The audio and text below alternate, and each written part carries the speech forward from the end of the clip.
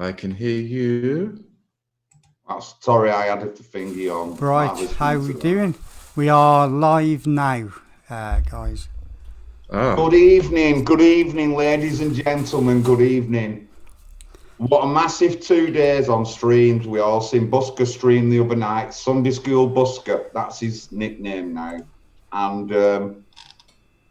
And then James, big up James Goddard and Charlie Big Potatoes yesterday. What I am going to say is my repatriation show is going to come a bit more forward. I weren't going to do it just yet, but I'm going to put it out so within the next couple of weeks. I'm not sure where it's going to be held yet. I'm just not sure. I'm thinking of going on James's channel, but I'll talk to him about that when the time comes. Obviously, I want a couple of guests, and it's John's repatriation show. I want to give my reasons for repatriation and why I don't agree with some of it, but then some of it I do agree with. And I'll tell you one thing, I'm not happy giving anyone money to leave this country. There's other reasons they can leave, but I'm not happy giving anyone 15 grand. But we'll get down to that when the show comes. Today, I've got the War Kettle on. Hello, welcome. As you already know, he did a stream on Simon Sideways debate channel with Ralph. Other things about the War Kettle I can tell you is he's an Israeli supporter, and I know that he's Anne-Marie Water supporter. Are you a member of For Britain? No, mate, I'm not. No, but you are a fan of Anne-Marie Waters, though, aren't you?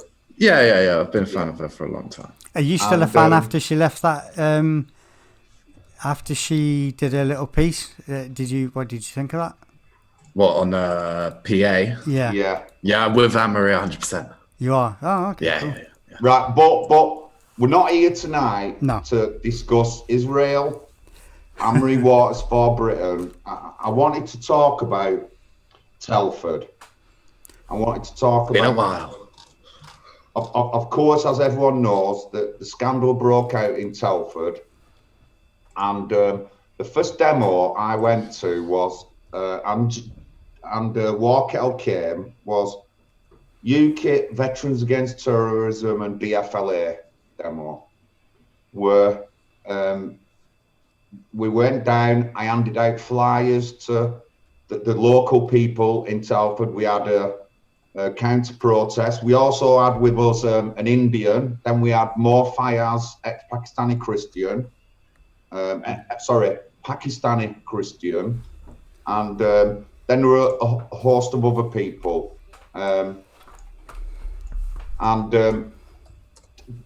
War Kettle came down with me, and this was the first time that I learned about how the Labour Party had initially blocked the initial investigation into the grooming, which straight away I'm not happy with. As everyone knows, I hate the Labour Party. I hate how they stand in all the councils across the country, more so in the north. We look at Rotherham, we look at Oldham, look at Manchester, we look at Yorkshire, all these places, the council's so corrupt, and they've covered up child abuse, any kind of thing, they have to cover it up. So them blocking an inquiry is not good, because how do we ever find the truth if we don't have these inquiries? How do we ever progress on solving the situation if we don't start off with an inquiry? I just don't get it, me. But they initially blocked the initial inquiry. So we went down, met Jay on the day. War Kettle had come up from Bristol. Me and Red Pill Phil down from Manchester. And then we found out there was a public meeting being held. And Lucy Allen, a Conservative MP in the area, was going to talk about, and it was to do with that we want an inquiry on that lines. So from then on, the War Kettle, Jay, he offered to come up, didn't you, Jay, on a public inquiry? Yeah, came up for the day, came up on the train. It was the demo first, if I remember correctly. That's right, yeah. No, hang on a second. I'm getting my days mixed up here a sec. Yeah. Because didn't we go twice? Because wasn't there the demonstration there the first week, and then like a week or so later we went back No, the actual. we went to Rochdale. Yeah, I know we did Rochdale. Yeah, because we went to that first demonstration. Then you came up the following week to go to the public meeting. Yeah. Then you travelled to Manchester. Yeah. You stayed with me.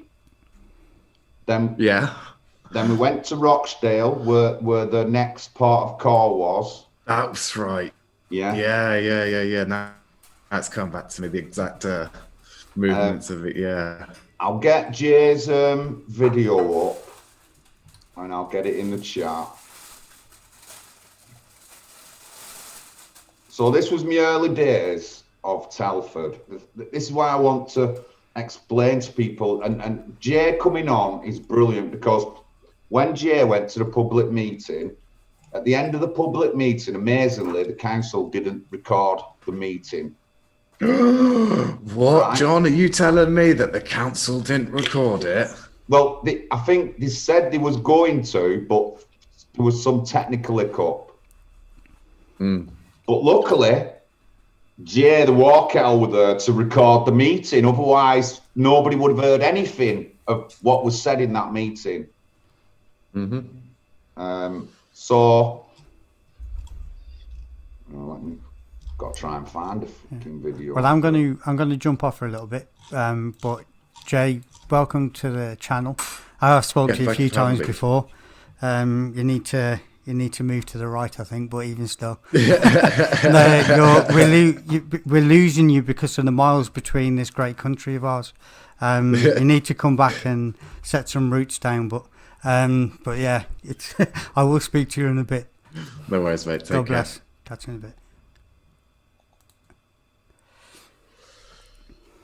So I'm just going to share now Lucy Allen speaking in the council meeting. Also in this council meeting, Mo Fayaz came up, and you can clearly hear Mo Fayaz saying his piece. He was a legend that day. He was, yeah. I'm just trying to look for it myself as well. Problem is, I got so many videos. So I put the link up. So if it weren't for Jay going, we wouldn't have had this footage or anything, because like I said, the Labour Council, we failed, our equipment failed. So this was the first part of me getting into this Telford scandal, and obviously Jay knew about it, but he's come up on the demo. It was interesting. We got, so this is 2 years ago, and when they give us things to hand out, I was right out there, me talking to the local people, trying to talk to the local people and stuff, handing out leaflets saying what was going on. And I've always said that, I mean, there's only a couple of mainstream MPs who will even mention like the abuse scandal, and Lucy Allen is one of them. I've seen her Twitter feeds, where she talks about rights of victims and stuff like that. And obviously we had the odd couple like Sarah Champion. Oh yeah, got to big up the Labour Party for the one or two of them in the Labour Party that do it. What happened to Sarah Champion? As soon as she spoke up, she got kicked off the backbench and reduced down to just. No, she got kicked. She got kicked off the front bench because she was in Corbyn's cabinet, mate. Right. Yeah. So she actually had a really like important job on the cabinet, on the not cabinet, sorry, but on the front bench in the opposition government. So it's like a really important role. She had like not the same job as Diana, but the same sort of authority, you know, same cabinet basically. They have different departments, but yeah. And then as soon as she wrote that article, that was it, mate. Gone out of the front bench. Get back to the back benches. You're only an MP now. Unbelievable. Unbelievable. Someone like her should be the leader of the Labour Party, mate. I've been saying it for years. Every time that there's a leadership competition come up, I'm always saying Sarah Champion should be our leader. Sarah Champion should be the leader of the Labour Party. Today, forever, she is based. She is, honestly. And I mean, even though she's a Labour Party, she spoke out. She spoke the things that they don't like to hear. Yeah. And as far as I'm concerned, that's a big mark in my book, that big big blue mark in my book. So tell us, what were it like on the night of the council meeting?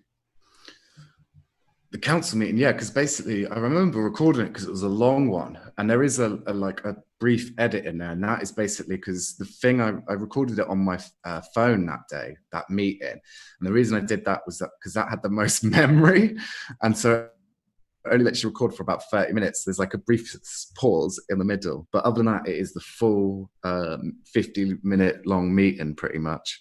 And there's also the bit with Mo, and then there's also the speech that what's the name gave? I can't think of her name now. Where is it? Yeah, Lucy Allen, sorry. There's her speech.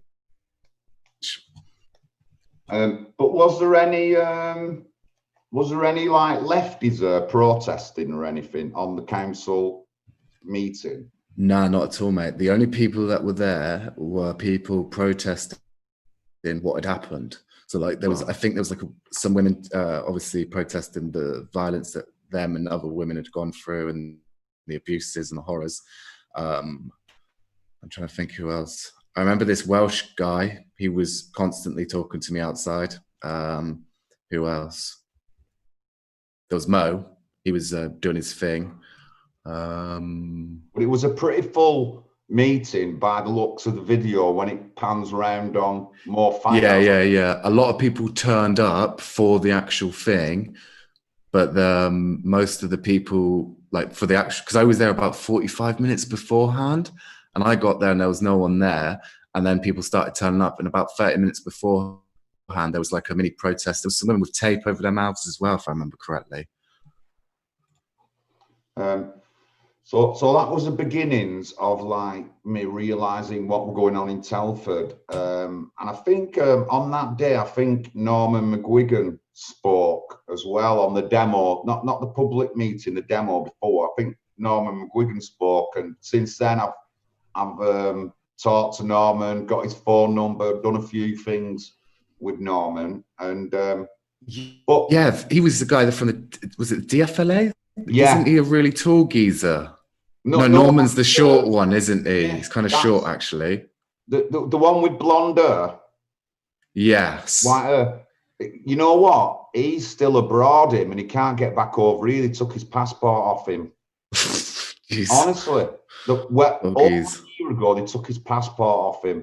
I will ask one of the DFLA lads if he's back here, but last time I questioned him, which might have been sometime last year, was still abroad and couldn't get back over here.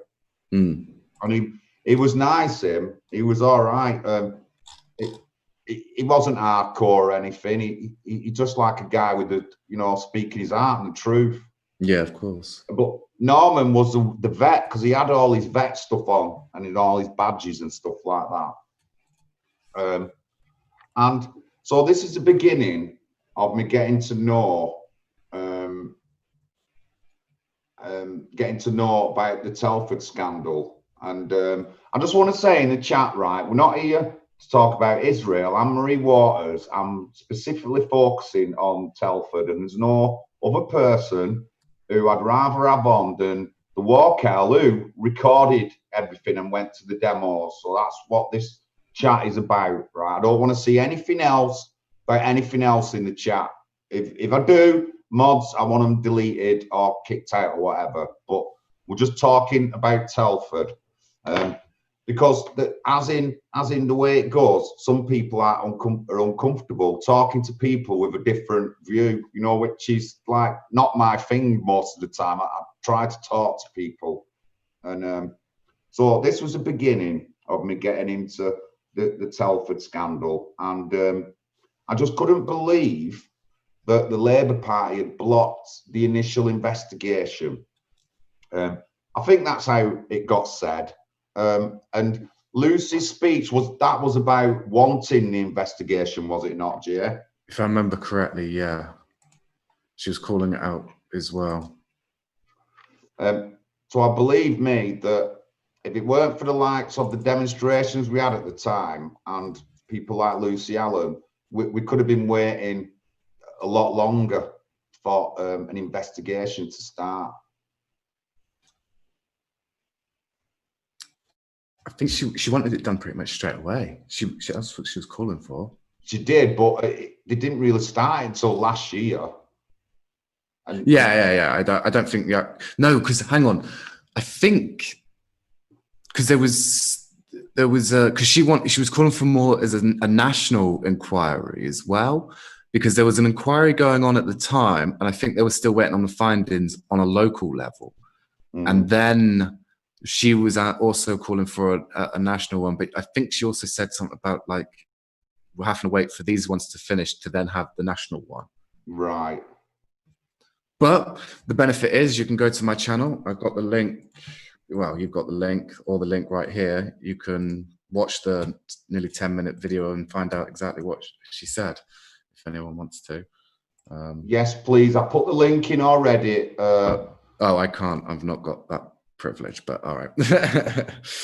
But yeah, you go onto my channel and there's Lucy Allen full speech at Telford Council meeting. I hope everyone's good in the chat. I'll just reiterate. I'm going to bring forward the repatriation show and my views on repatriation.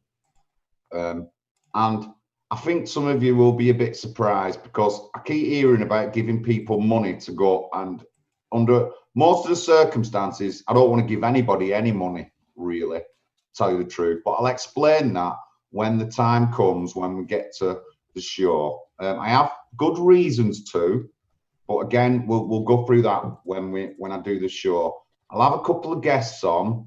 I'm going to look at trying maybe Paul Rimmer, but I don't know where the show's going to be held yet. But that's up and coming. And I mean, I like Patriotic Alternative. Oh, I'm not even going to go there yet. I'll go there at the end. So we're going on about the council meeting. So then that particular day, you caught the train up to Manchester. I met you in Manchester. You stayed with me for X amount of days, and then we went to I think it was a Monday was the public meeting. I met you Monday evening, and then Thursday was the FLA demo, Veterans Against Terrorism and UKIP in Rochdale. Yeah. And that was where I first met Billy Howarth and rest in peace, God rest her soul, Linda Phillips, who passed away last week, who's been fighting against abuse in the Rochdale area for nearly 30 years. So when all those lot were asleep, all right, that's everybody in the chat, there's 99% of the people in the chat, including me. Hey, when John, we were all asleep, Linda had already started her fight against abuse in Rochdale, to do with care homes, because when we went to the Rochdale demo, I think they handed over, we did it on a Thursday, so they could hand over something to the council leader. The council leader never come out, and I think we did something with the police as well. So I just want to big up PAG UK and Linda Phillips. Since then, I got to know PAG UK a lot better. So it was quite a busy couple of weeks, certainly for you, Jay. Yeah, mate, actually, no, we've got this a little bit wrong because I'm looking at my channel now, because obviously I upload the videos pretty much as it happens. So me, you, and Phil went to Telford the first day. I can't remember what day it was.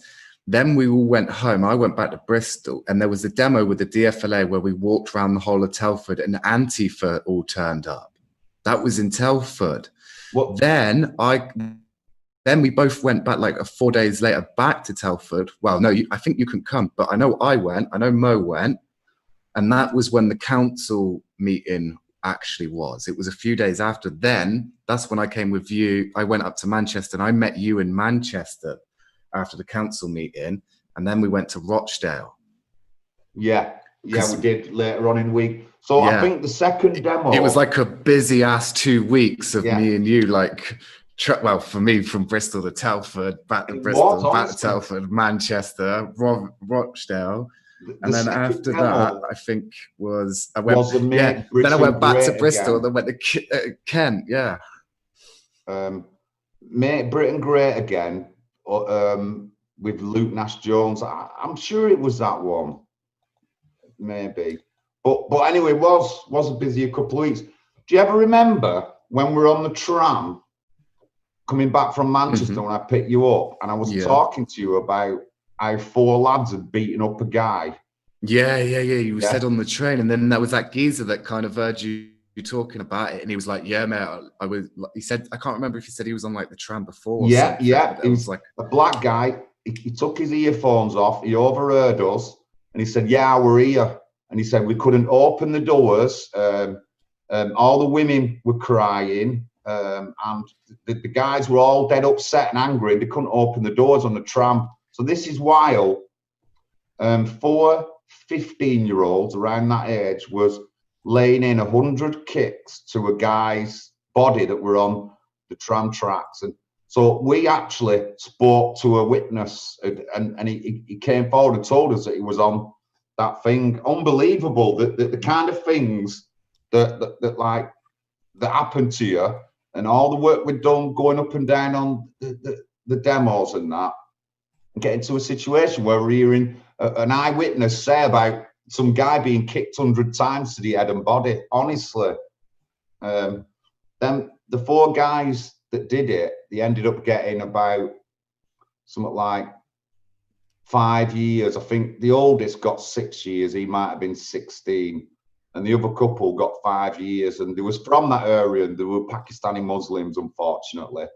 And as far as I'm aware, and I've got this off other sources, that the guy didn't really do nothing. All he did was tell them to stop messing about on the tram. And then from there, they decided to kick him 100 times to his head and body. Very interesting stuff. Very interesting. And then, of course, we went to Rochdale, and we did the same again, where I met Pag UK. We met Linda. Linda were there. I'm sure you would have seen her. And so, I mean, with the Telford bit, since then, I've been back to Telford a couple of times, but I just couldn't get over, even though like now I should have realised what the Labour Party was, but I couldn't get over that somewhere as far away as like the north of England, where we know Labour are absolutely corrupt and have covered loads of shit up, that they're doing it in like Telford, in Birmingham. And I was shocked, me. I was. It's just madness.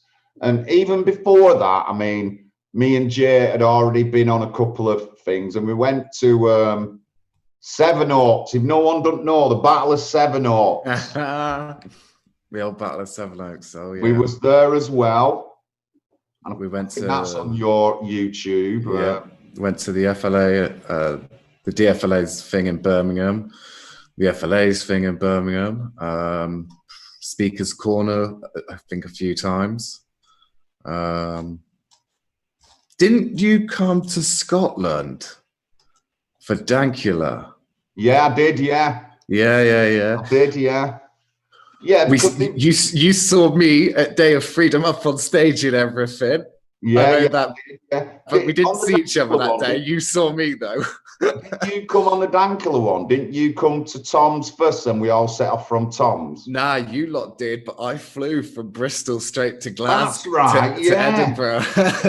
It was cheaper. They wanted 170 quid for a train and 90 quid for a coach. So I was like, nah, mate, 40 quid return, and it's a 45-minute flight each way. No way, I remember, yeah. Oh my God, honestly. I'm putting up as well now the link to Sevenoaks. So when we say that we've done a lot together and we've been in all the action, me and Jay, then I'm meaning it. I'm not making no shit up. We did all this. You can go see it all on my channel. Me and you at Tommy demos. There's a few of them as well. Tommy's book signing, I think you were there. Yeah, of course. Yeah, I was. Yeah. I'm just scrolling myself now, haven't I? Another look. Another speakers. Because we went to this Speakers Corner event when Tommy did that Martin Sellner speech. Yeah, remember and that. Yeah. I had Tracy Blackwell on last week because that's where I first seen Tracy with her. Okay. And that's Yeah. where I first seen her case. And then I looked into it from then on. So I've just put the video in for the Sevenoaks. So, I mean, we've been on the front line. At Sevenoaks, people were getting attacked, bashed up and everything. Gays Against Sharia. We was there at the beginning of the Telford demos and stuff like that. I just want people to like understand like me anger, my frustrations in why I was so like keen on Telford because of that Labour Party. And even after that, on the search for the perfect demo, I went to Wellington, an EDL demo, my first one, met some of the EDL lads who I'd never seen before. And I was the one who ended up kicking off, believe it or not. The video is on Joel Taylor's Facebook. I'll get him to share it tomorrow to his page a few times. And he's got 2 videos. Clearly shows me throwing myself at the police, shouting and screaming at the lefties. And what got me was, so we'd done all these Telford demos. Lucy had spoken at the meeting. And then when I went to the EDL demo in Wellington, one of the lefties had a sign like saying justice for children. So I leaned over and they're all white old guys. Yeah.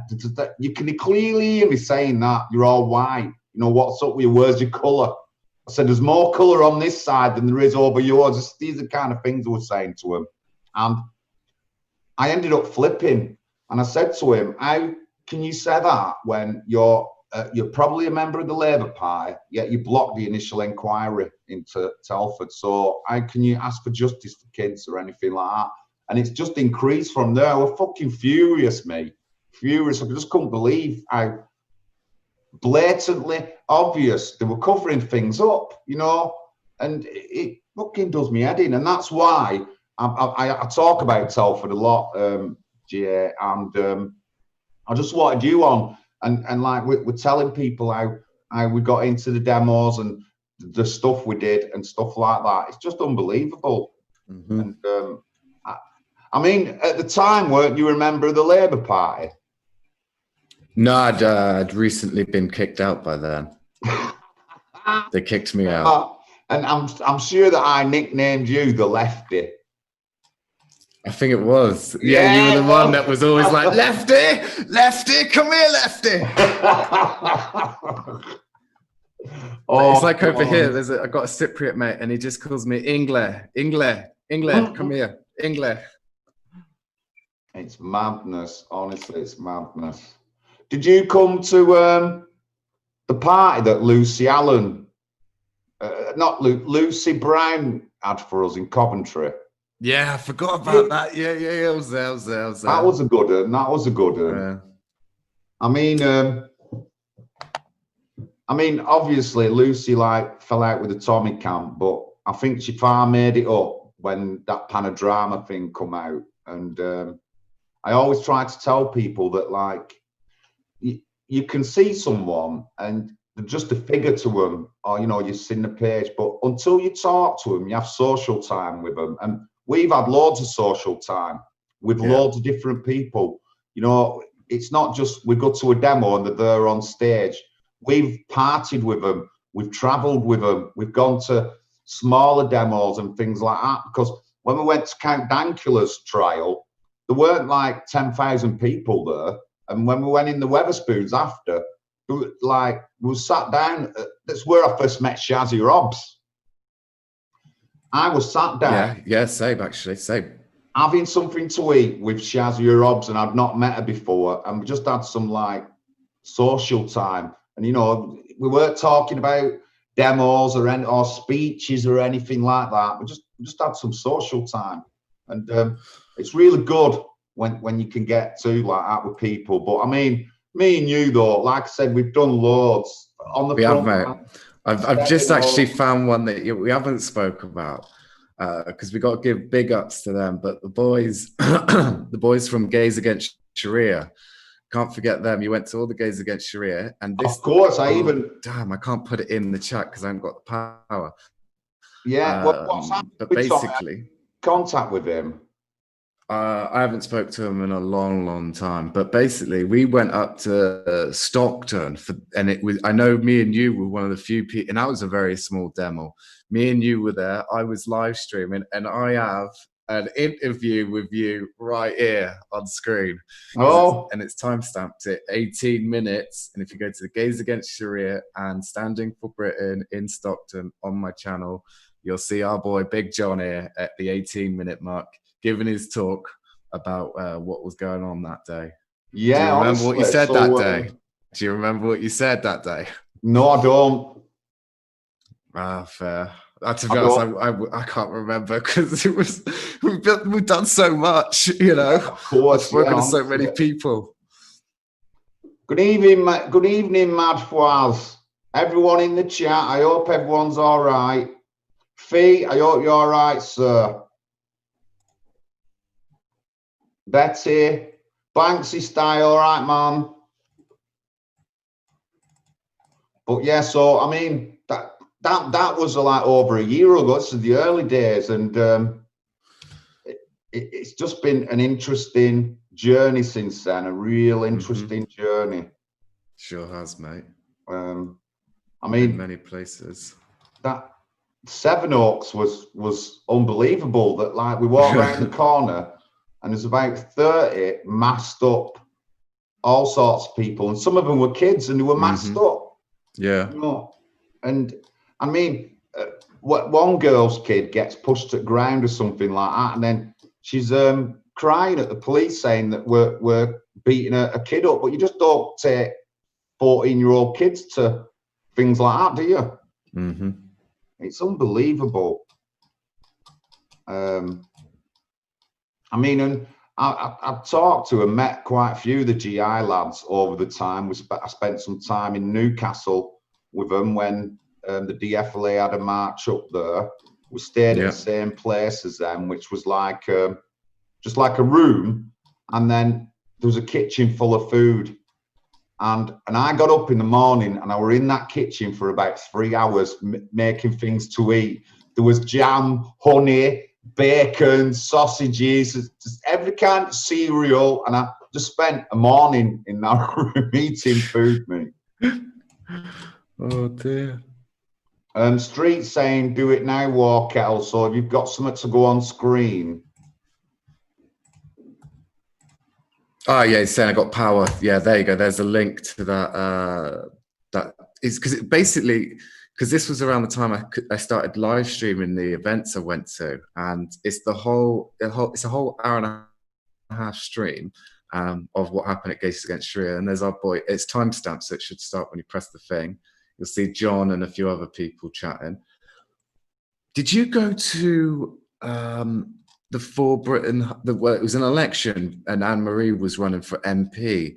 I live streamed that, and I was just constantly berated by the far left. I don't know. No, you didn't go. When after I watched that video, I pledged that when the far left are protesting against anyone, we're going to be there. You know, against them. I remember it. Was that not the hustings? Yeah, it was the hustings for the election that she was running in. So I turned up there, and literally, I'm outside from the moment I turned up there to the moment I went in the building, and I didn't go in the building for a good, nearly 40 minutes just outside and non-stop. Mainly this one guy constantly just in my face saying stuff, blocking the camera, trying to trip me up, push me and whatnot. Yeah, that was a mad. We were furious, us, me and Tom, because we wanted to be there, you know, like, because I can imagine it wouldn't have been so pushy if I'd have been stood next to you or Tom, but because you're on your own, typical lefties, you know, typical stand up to racism, far left, they pick on you and they think they can bully you. I remember it clearly, that, Jay. I totally remember that clearly. Got a few phone calls with people when the live stream ended. They were like worried about me or something that happened. I mean, at one point when I'm going in, you can also see where you can't see, but you see the whole the camera kind of get like shaken and whatnot. And someone had kind of ripped the camera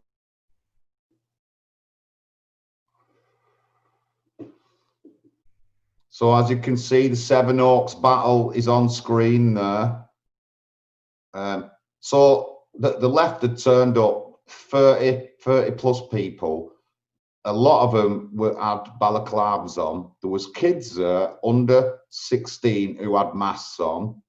And when people got pushed over and all that, they was complaining to the police about the brutality.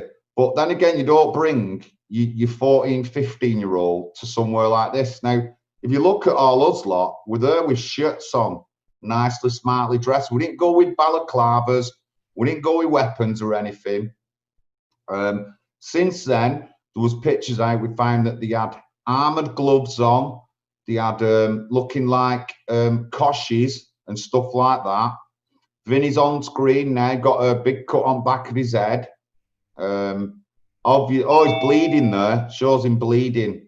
Lucy got dragged down to the ground. It was just unbelievable. And we didn't go there to kick off. We were just having a drink in the pub afterwards. And that's the kind of hostility that we was met against. And three Patriot lads, all pretty close with Vinny, got sent down over this. And 3 or 4 of the lefties got sent down as well. And what's interesting in the case is that when they initially went to court, they got restrictions, or they got restrictions off the police. The lads on our side got restrictions off the police. When they went back to court, the judge said, how come they've got restrictions and the other people haven't? So they'd not given they'd not given the far left, the whoever they were, the Antifa, they'd not given them any restrictions, the ones who were convicted, not given them restrictions, but they give us restrictions. Honestly, this is how blatantly one-sided the law is and the police are when it concerns like so-called right-wingers. You know what I mean? Well, Manchester. It's just unbelievable. Didn't you get that in Manchester, getting banned from? Yeah. Yeah, I thought so. Yeah. Because I've just scrolled down and there it is. You and Joel interview. Well, actually, I filmed it. Janaea did it though. But yeah, she interviewed you, and I filmed. It'll never happen again. That section 35 though, because I'm well versed on it, and they won't never get me with that again. Fair play. But and it's interesting. So we went down, and we went down to Sevenoaks to support the GI conference with like security. And I'm not joking. At least Luke Uncaged is there with his top. There was at least 4 of us out of the 15 who were there who have like security like tags. So we didn't just go down as a rabble of lads, causing trouble. We didn't want that.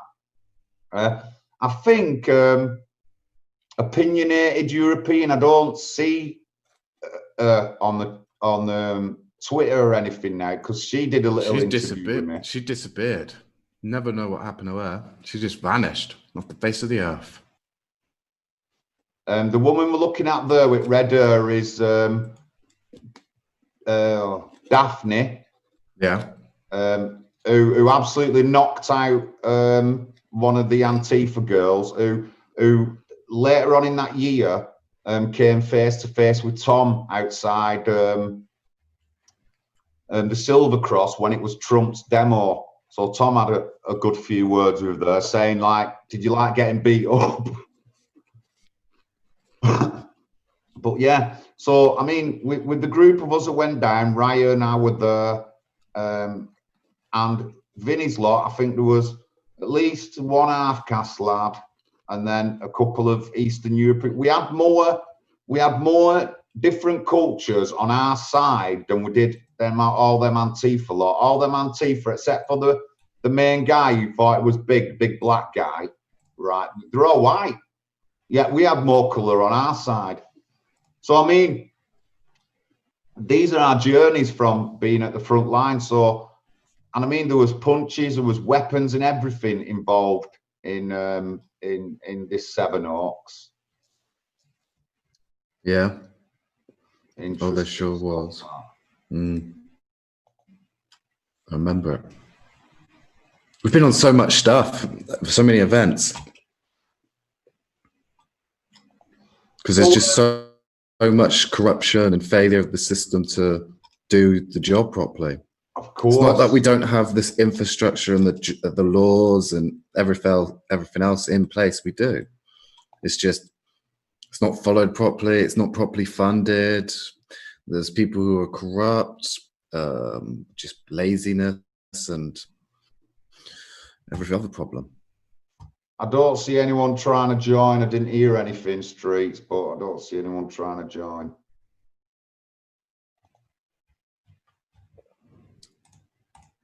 So, did you initially move to Cyprus? Yeah, I live here.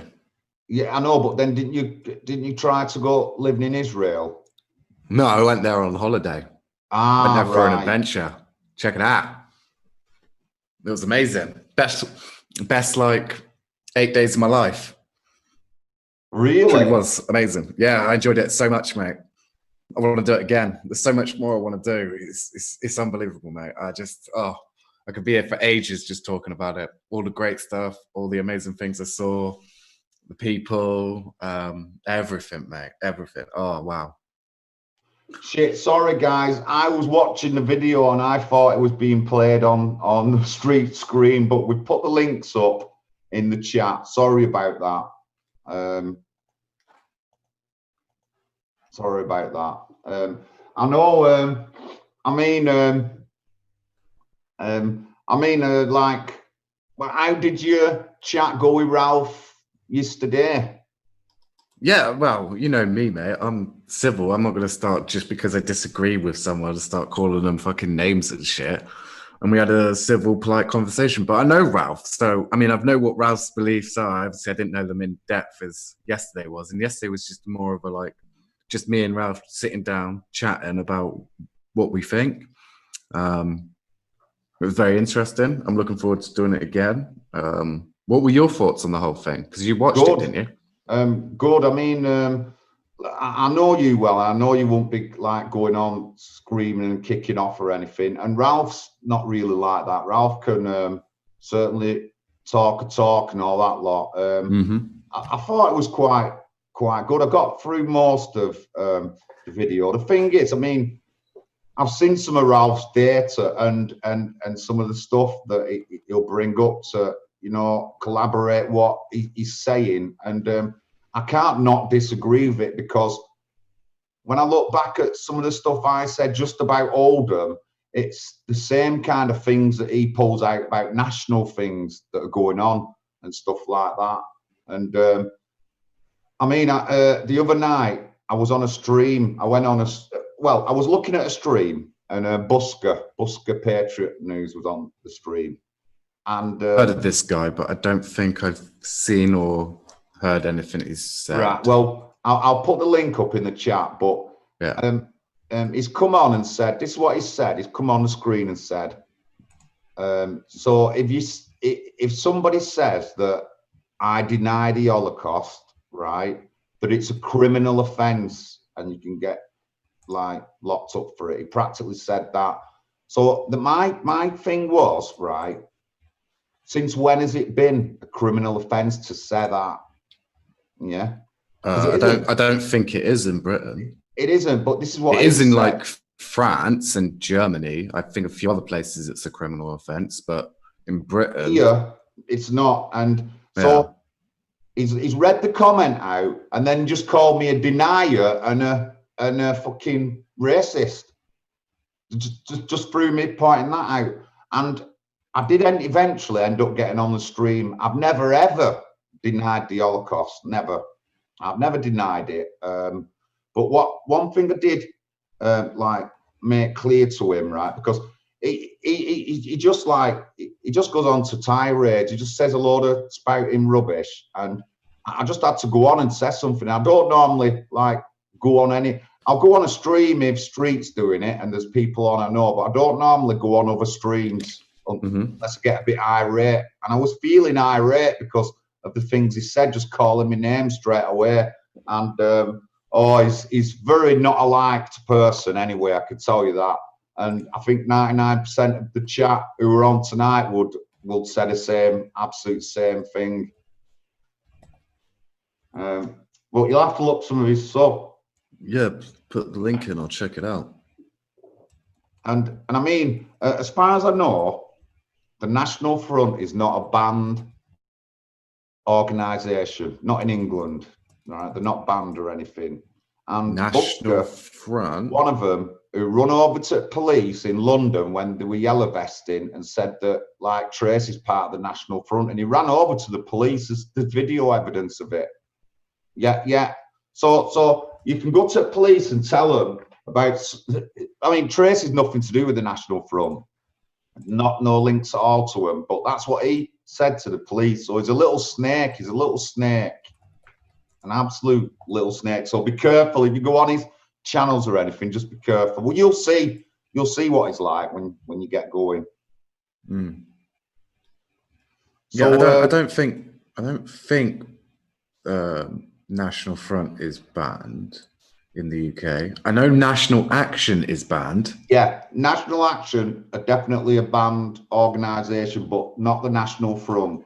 I'm pretty sure National Action are also considered a terrorist organisation. Yes, they are. They are. It's interesting. I mean, later on that stream, we've got Jim Edwards on.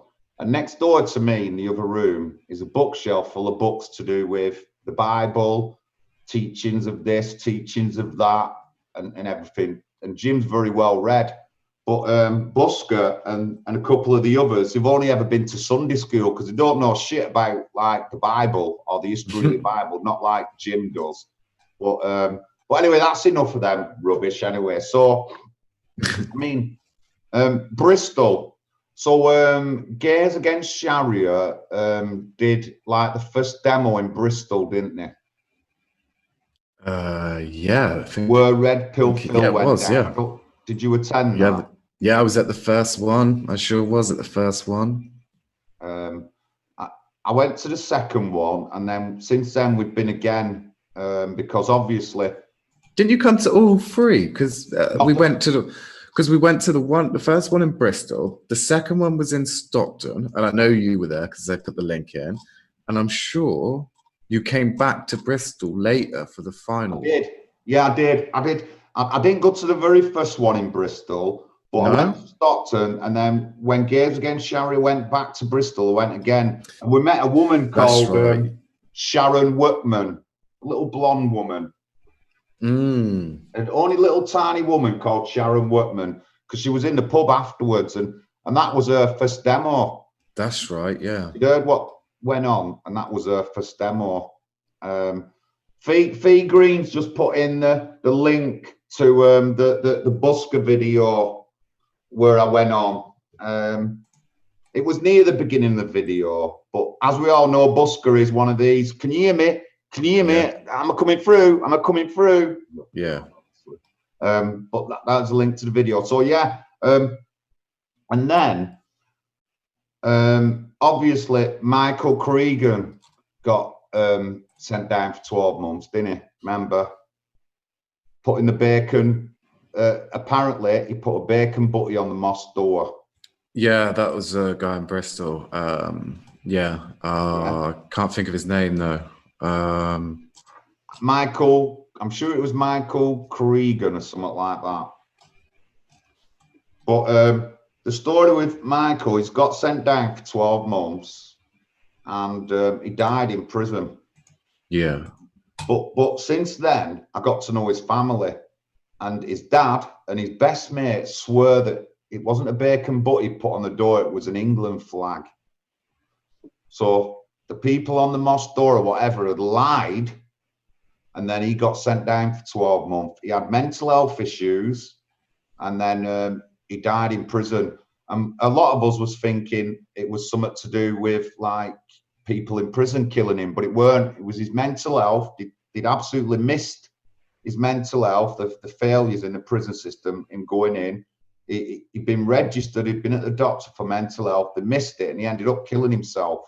and they did another demo. They've done a couple of more demos against the judge since, and we went down to the last one last year. Right. Me, there was like 12 people from up Manchester. James Goddard, me, Jim, Arlene, Jimmy the Art. There was quite a few of us, about 12 of us.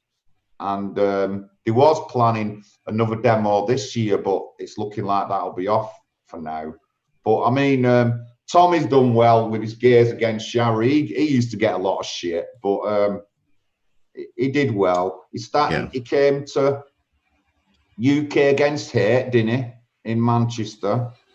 Yeah, I think he did. Yeah. Yeah, because his banners were flying there, and he's a nice lad. Again, when you meet people more than once, you meet them a few times, you get to know them a bit better. Stockton were funny because I went off for a wander, and when I come back, I went past the lefties, and I come up against that Yanislof guy, and then he grabbed my camera. He grabbed me. No way. Oh, fucking fuming. Honestly. Burr in the bunk. Kevin Cregan. That's right. Not Michael Cregan. Kevin Cregan. I'll get his name up somewhere. That's right, yeah. And it was the Justice for Bunny demos you went to in Bristol, wasn't it? That's right, yeah.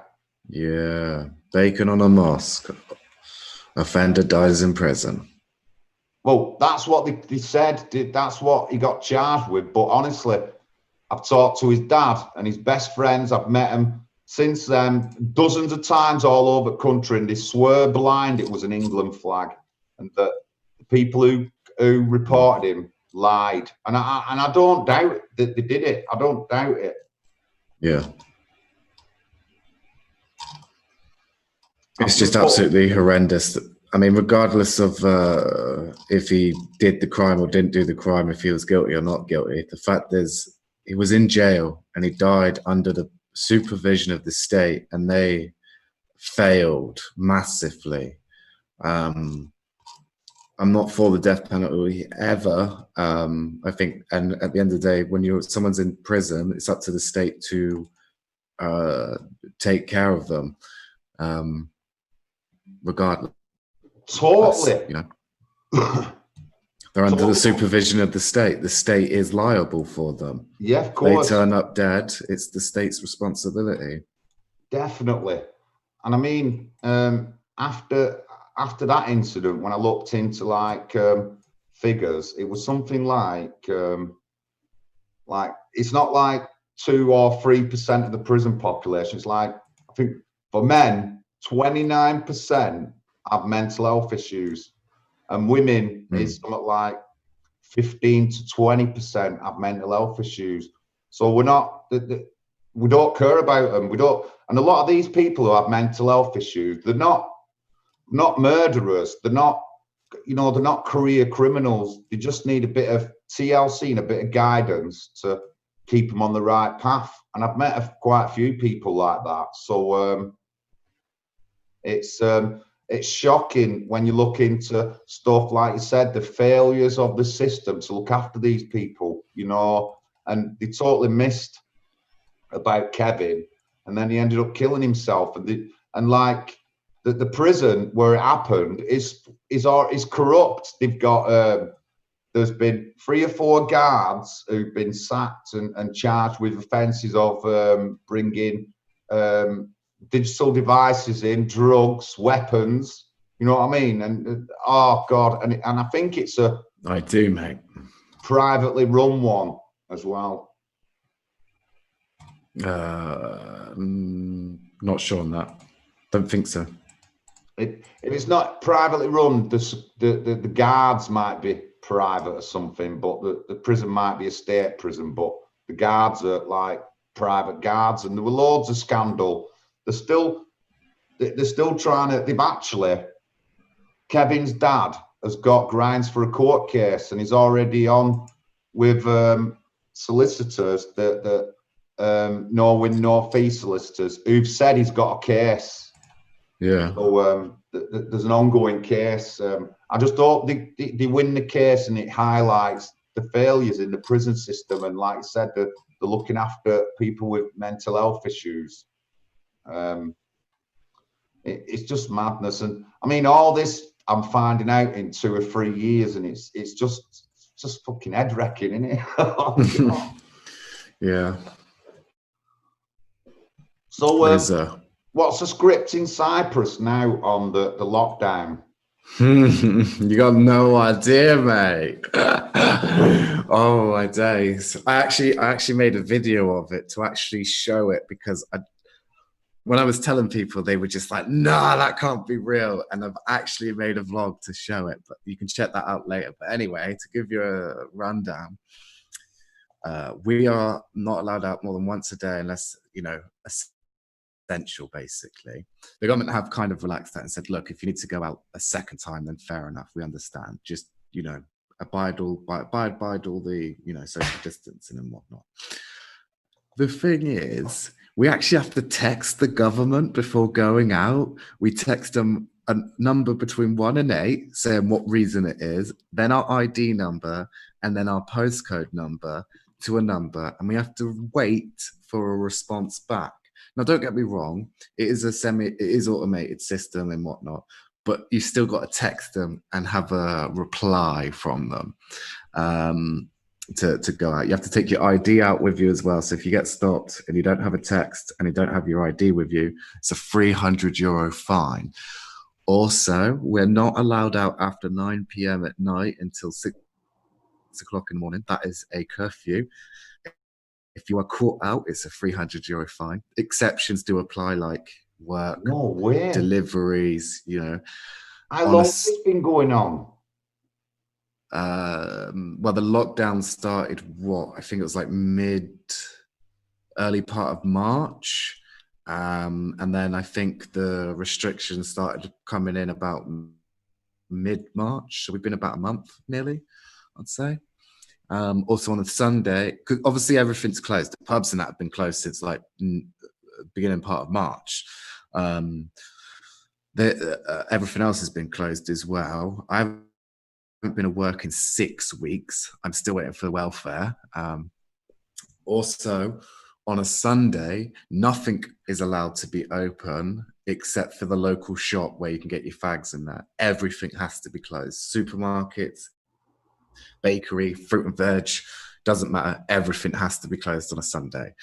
And because it was Easter this week here, it's Orthodox Easter, we're actually shut. Everything's been shut as well here today as well, because it's Easter. So the government said, nope, everything's got to be shut. And they put massive restrictions on. There's no church gatherings, no religious gatherings whatsoever. So yeah, that's the situation in Cyprus. Bearing the brunt in the chat, why we think it's bad here. Oh my God, honestly. Yeah, you lot in England have got nothing. I've been listening to people moaning about it in England, and I'm sat here in Cyprus just laughing my fucking tits off. But I will say this, it's not too bad, because I just got out on my balcony and I'm in the beautiful sun of 24 degrees. Oh, it's a perfect time for a lockdown. Oh God, honestly, Jay, oh my Lord. I know we think we've got it bad over here. I just can't believe it. Mm-hmm. Okay, now. But yeah, no work, mate. 6 weeks I've not been able to work at all. The state is still trying to sort it all out for everyone. But yeah, I'm a full-time YouTuber now, which is kind of what I always wanted. So yeah, making videos and streaming all the time now. Yeah, well, you'll see the War Kettle, I'm guessing, on a lot of streams. He did a chat with Simon Sideways on his stream. If you want to link up to his chat, you might not always agree with the things he says, but I'll tell you what, he's not going to be talking like Busker and calling you names or anything like that. Certainly, don't do any shit like that. And you'll find he has a lot, I'm guessing he's a lot in common with stuff that we agree with and stuff like that. So you can get on that. But yeah, it's been a mad 3 years, Jay. Honestly, it's been a mad 3 years. Some of the things we've done. Yes, man, Dave. We've done some crazy stuff, been some crazy places. Oh, don't forget, mate, we went to Amsterdam together. No, I never went. Oh shit! No, you did you? Oh, for went, fuck's sake! Oh my days! Yeah, you're right. Fuck, you didn't. But the year before, were it about? Let me just think. No, it weren't the year before. The last time I was in Amsterdam was 2014, and I went to the south of the country. So I flew over, and I had to get on a train and go as far as London is from Manchester. Obviously, I don't speak Dutch, but I made it all the way down there. And one of the interesting things was I had a seat, and it was first class. And the woman come round, and when I showed her my ticket, she said to me, and she said to me in Dutch. I know what she said to me in Dutch because she said afterwards, but she said to me in Dutch, "You know, you have to change train at such a place." And I looked at her and said, "Sorry, I don't speak Dutch. I'm English, me." And honestly, the carriage went deathly quiet. It went deathly quiet. And then she said it in English, and then it was still quiet for a bit. And I said, you know, like, I just like raised my voice, said, "Yeah, I'm English, so what?" And then it's all like a bit of normality come. But honestly, that was a bit freaky, that the way the carriage just went deathly quiet, and everyone sort of like up to the side, you know. I don't know. I've not spoken until that point, but I managed to get down there. I had a friend of mine, his parents have an hotel, and I stayed in the hotel free for a couple of nights, and then come back up on train again. And I met, while I was down there, I met my mate from Germany, Michael. He come from Germany because the border to Germany from where we was staying down there weren't far away. But another interesting thing was, when I got to this, I can't remember the place, but when I got off the train, I had to get a bus. And I'm trying to get the bus, looking at all the stops and that. And the guy said to me, like, in Dutch again, like, you know, "Am I all right?" And sorry, I don't speak Dutch. Oh, English, he said. Yeah. So, and he was German. He was a German student. One of the first things he said to me, it's mad this. So I'm in Holland, South Holland, middle of nowhere. He said to me, "Are you a red or a blue?" When I said I was from Manchester. No way. I looked at him and went, "What, football?" He went, yeah, I love Man United. That's what he said, you know. And I went, "So I'm not any of them." I said, "I support Newcastle United." He went, "What?" It's because you're a traitor to the Manx, mate. You're a traitor to my Manx heritage. That's what you are. No, I'm not. No, you live in Manchester, don't support one of the boys. I can't believe it. As a United fan, I'd at least accept you supporting City. That's probably one of the things that me and Red Pill Phil bonded on straight away. It was like, "Come on, you Reds, United," because he's a big United fan, isn't he? Yeah. Sorry, guys. I'm just sorting that out for you now, Mad Fawaz. I've just texted Jim, and I'm just gonna text his number to Ralph.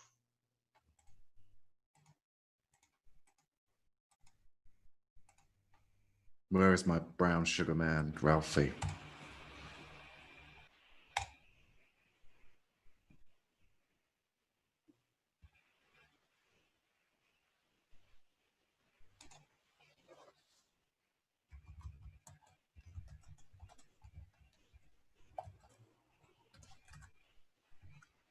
Right.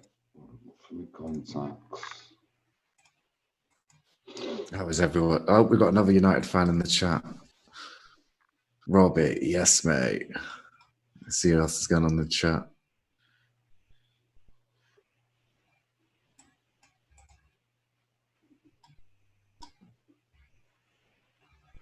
Arlene, remember the train carriage Greenwich? You mean when we went down to the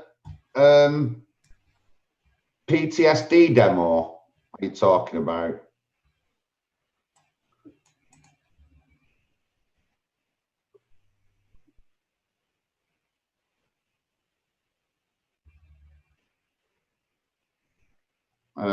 Yeah. So how's Annie? Annie the Greek. How's Annie? She's very well, thank you. I saw her this morning.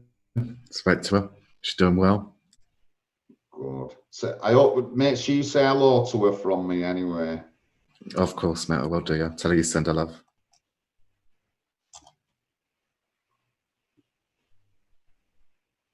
So I'm just sorry. I was just looking on. I got a Twitter notification. The price of oil has dropped to like $1 per barrel. Right, because nobody's going out in the cars or anything like that.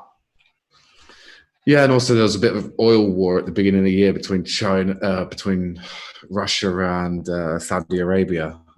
They couldn't agree on production and a few other things, and that's what caused this whole thing. But then they've also sort of come to an agreement, I think, a couple of weeks ago. And then obviously, as you know, with this all going on, it's also causing it to, drop below $2 a barrel.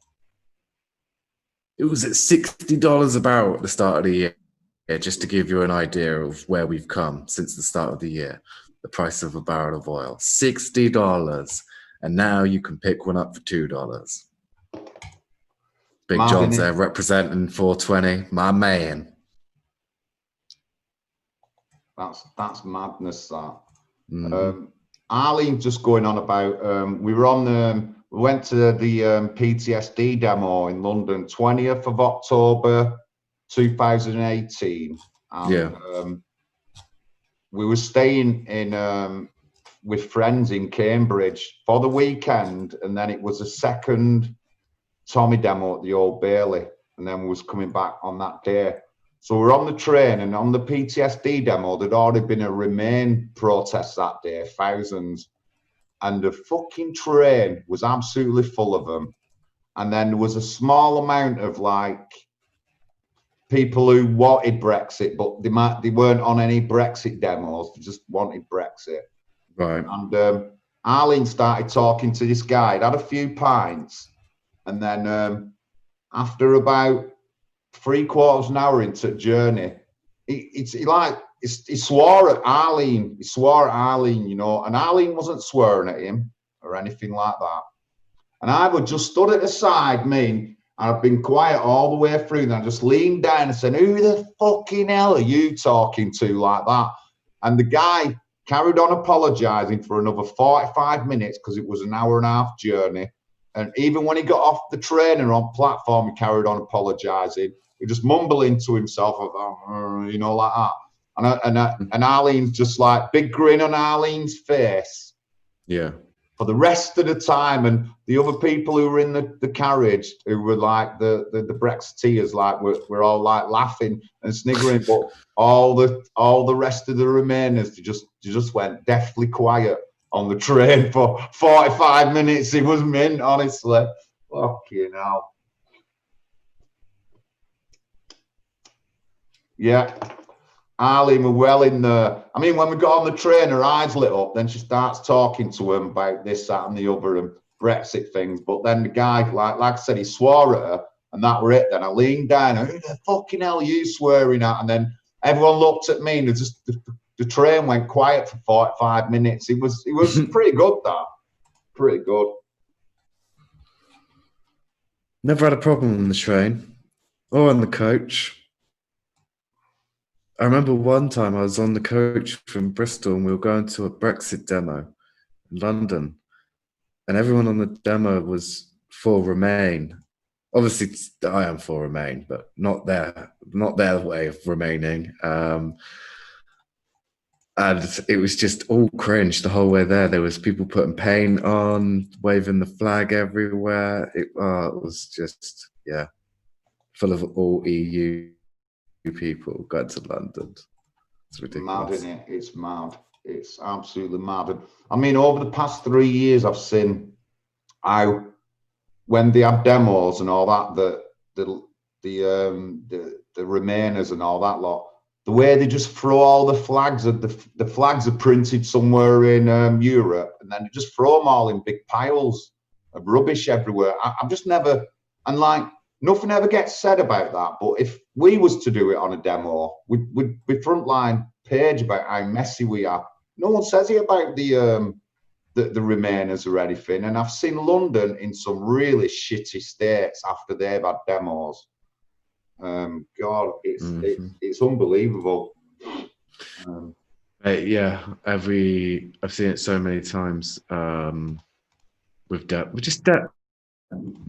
lot of demos in general, just people just don't clean up after themselves. Don't get me wrong, I do think the left are probably worse for it, but both sides do it. You know what I mean? In my opinion. But just clean up after yourselves, especially you lefties. Jesus Christ, you leave boxes of flyers everywhere. They're not even flyers you've handed out.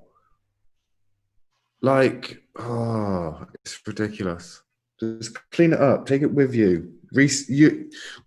You go on about like recycling and shit, but you don't even do that. It's not difficult to find a recycling bin in London as well. You know what I mean? It's fucking London. They're everywhere. I mean, I think pretty much most bins now are recycle bins as well. They've got like 3 slots: general, glass, paper, or whatever. Messy people. So, Cyprus. Yeah. So right. So like, do any people traveling across the Mediterranean land on any of their beaches or anything, or is it not near? Nah, mate. No, we're like, you need to look on Google how close we are to shit. I will. I'll just have a quick look. I'm normally good with my geography. I just can't. Let's watch Big John's reaction to where Cyprus is in Europe on the Mediterranean. It's gonna be brilliant. Oh shit! Yeah. Oh my god. Oh my lord. Turkey, Lebanon, Israel, Egypt. Oh my lord. Syria. Oh. So what's it like in Cyprus for like people landing on the beaches? So that doesn't happen at all here, because our Coast Guard go out. Either A, what will happen is the Coast Guard will deal with it and take them there out at sea and bring them in and then deal with them, or it gets turned around. And we actually had a case recently. Right, so I don't know if you know this, but Cyprus is actually half occupied. It's under occupation by the Turks. Right, so if you look on the map of Cyprus, there's that weird dotted line. So we call it the occupied territory, but it's everyone just generally calls it the northern side for simple reason. I can't say that word. Just for make it easy. So basically, just after the lockdown happened, a boat turned up from like, I can't remember where. I want to say like Lebanon or something. No, Libya maybe. I'm not sure. But anyway, a boat turned up. But the government were like, nope, it's not coming in here at all. And the North took the boat in instead, because the government here where I live, because I live in the Republic of Cyprus, which is in the EU and its own free independent nation state. The North, which is under occupation by Turkey, they took this boat in, this migrant boat. But Cyprus has never really had a problem with that. Our biggest problem in Cyprus is migrants that go to Turkey and then get a boat over from Turkey and then walk across our border. Because because the Turks will let them come into the north, and then we've got the occupied area. We've got it's not always a wall. Some of it is just open fields, you see, with the occupied side. You can just like walk down a road, and next thing you know is like there's a white line, and then it says, you know, one side's the Turkish side, the other side is the Greek Republic, the occupied, you know. And we get people that come over walking across basically, but that's pretty much stopped at the moment because of the whole Corona thing. And we've never had a problem like there was in Greece. I don't know if you remember at the height of January, there was a big problem in Greece where there was like thousands of people at the Turkish-Greek border. That was crazy. Yeah, I mean, I've been to Ayia Napa but that was like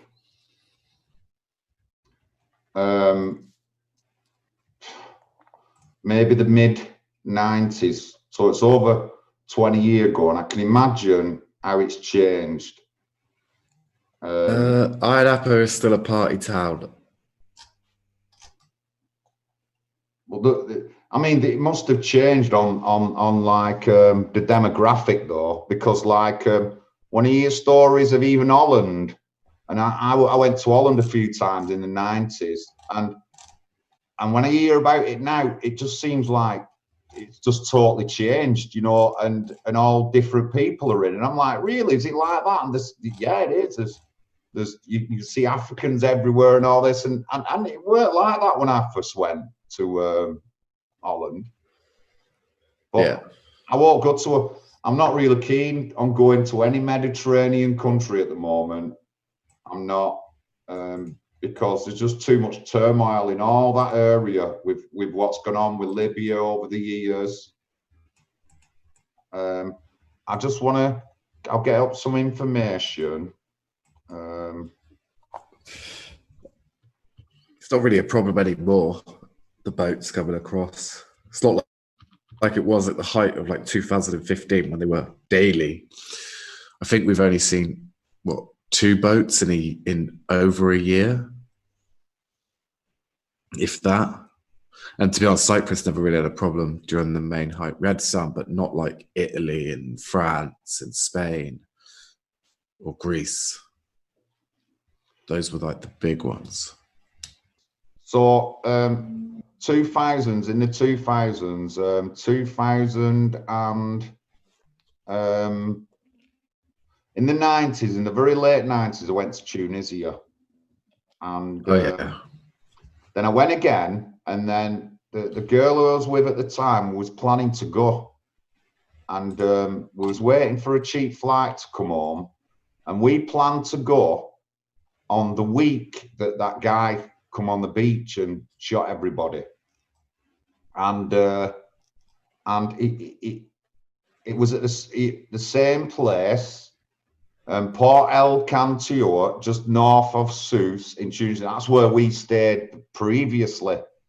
So since then, I've not even fucking thought about going anywhere in North Africa or anywhere after that happened. You know what I mean? I just don't want to go now, and like thinking that I could, like, I might have been there that week it happened. I might not have been in the same place or whatever, but you know, it just like, I'm like, shit, I don't want to go to I don't want to go over there. So is there a like Cyprus army, or do you have your own like armed forces? Yeah, that they man like the border and the checkpoints basically, like in Nicosia and a few other places. There's 2 British military bases as well. Ah, yeah, there is in Cyprus. Yeah, of course, yeah. So when you said that Turkey occupied Cyprus, yeah, when you say occupy, you mean like, is it a disputed border? No, Turkey came in and invaded in the 70s and took the northern part of the island. Right. We're talking like proper, you know, invasion, territorial expansion, just because they wanted to. And this is in recent history. This isn't like, this is after we all decided that we were going to stop doing that and stop being land grabbing and whatnot. And we outlawed it basically. And then Turkey just rolled up in the 70s, took advantage of a situation and took half the island, basically. Damn. And it hasn't been resolved since. The UN came in and there's a buffer zone, and the UN pretty much sit there 24/7 in between the two. Okay, now. That's crazy stuff, that. But you wouldn't know it really, compared like when you live in the rest of the island. It's there and whatnot, and it's going on, but you wouldn't know it unless you go and see it. Oh, the biggest insult though, right, is so I live like down in the south right in the south in Paphos. If I go to Nicosia, as you drive to Nicosia, which is the capital, which is also divided because they occupy half of the capital city. When you're driving into Nicosia, on the occupied side, there's a big hill. Well, the hill's a bit of it sounds kind of small, but it's more like when you see it, it's massive. You know, it's really, really big, and you can see it. You know what I mean? They painted two flags on there. They painted the Turkish flag and this flag that they made because they got a name for it. They call it like the Turkish Northern Republic or something like that. And they painted that flag. And at night, you can see that during the day as it is. And at night, you can see it because they put lights on it. And that shines right down to the south, to the Republic where I live. So they're just basically the Turks are giving a fuck you to all the Greeks. Yeah. It's fucking savage. Yeah, because a lot of people, you can see why they're angry, and they drive to Nicosia and they see that every day. And because Turkey have got a big military force, aren't they, anyway? Like second or third largest in the world of manpower. There's my brown sugar in the chat. Sorry, I see my boy Ralph. I love you, Ralph. Sorry, yeah. Yes, Ralph. Did you get that message I sent you on WhatsApp, pal? So yeah, it's interesting stuff. I'm going to be doing something on repatriation because, like, I've just got some issues, me, and I'll go through one of the issues. Right, I hear like the FNAT saying they want to give £15,000 to someone and tell them to go home. Right. Yeah. But like, I've heard there's loads of people that I'm not going to give any money and they're just going to get kicked out. And I'll just put one particular thing up for, and I think everyone should agree with this. I can't see anyone not agreeing with what I'm going to put up. Come on, where's it gone now?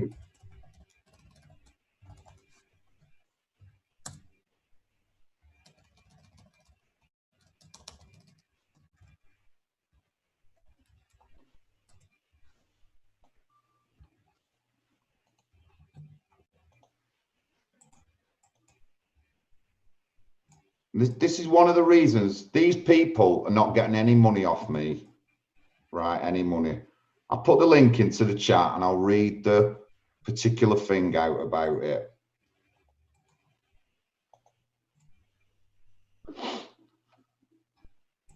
Family of teenage gang rape victim reveal 50 friends of 6 Somali men harassed them. The rape victim described how they were repeatedly harassed, goaded, and intimidated by more than 50 friends of the 6 Somali men who attacked and gang raped her. And outside the court date, all these lads' family are there. So as far as I'm concerned, they've no respect for our law justice system. These guys have been found guilty, yet the mums, their aunties and whatever, and the sisters are outside campaigning that they shouldn't be sent down. I don't want these people in England. I'm not giving them £15,000 and they can just get lost on the first flight out if that's how much they respect our law system. And I know that we always go on about the law is corrupt, but the law must work sometimes. If these guys have been found guilty, why are all the family outside the court complaining about it? You know what I mean? Yet they've raped somebody. 50 people who knew these people harassed the victim. And, you know, like the police didn't do nothing. The police never supported them. So if you think I'm giving any of them £15,000, you've got another thing coming. The mums, the sisters, their aunties, all the rest of the family, see you. The only thing they'll get is money for a flight out. If that's how much they disrespect our law system that we have. And even though, again, we know the law is unjust and unfair, in most cases, we have to believe that the law is just, and our judicial system does send people down who need sending down. These guys, if you look into the article and you look into the facts, they definitely raped. There's DNA evidence and everything. These guys have raped this girl, and they think that they can come, that all the family can come into our country, complain about them being sent down, and nothing be said about it. Well, Big John's telling them they're going, all of them. So there'll be no £15,000 each for them cunts. And I can show you that this has not just happened with like men of Somali origin. One of the trials that we had in West Yorkshire, there was family and friends of all the guys who'd raped the girls, and they were stood outside the court calling these girls little white slags and all that. And these were people within the families of the people who were in court. I'd identify all them and they'd be going back as well. And there won't be no £15,000 given to them. I've just got an issue with giving money to people who've clearly abused our system. Okay, can I say something about all this? Well, of course you can. So the whole as the fucking far right in their 14 words, and they love all that, and deporting people. I don't have that conversation again. I will with Ralph, and we'll plan that, but that's not for tonight. What I want to talk about with this particular case, right, is if these lads that committed this crime. So first of all, the women protesting, yeah, right. Yes, what they are protesting and why they're doing it is like messed up and whatnot. But with the society that we live in, a free, secular society where you can protest anything, that's their right to. Even though we disagree on their reasoning for it, it's their right to. So, but when it comes to these kids that have committed these crimes, they have committed these crimes because they've been found guilty, obviously. If they were not born in Britain, then my question is why haven't they just been deported anyway? They've committed crimes. My view on this is if you're a British citizen, then fair enough. Then we have to look at like increasing law, time in prison, whatever, but we can't deport them, in my opinion. If they're not British citizens and they've committed crime, the simple thing is, well, you've committed crime, you've been found guilty, off you go. That's it. There's no other conversation there, in my opinion, with this situation. If they're not British citizens. If they are British citizens, well then, harder prison time, lifetime of signing on registers, and tag when they come out, if they ever come out of jail, if they should come out of jail, you know. No, but valid, absolutely valid. But a rough guess, because the guys are, let me see how old they are.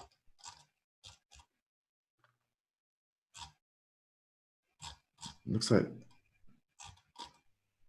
it happened in Manchester, this, by the way, but there's been another case similar that happened, I think, in Oxford.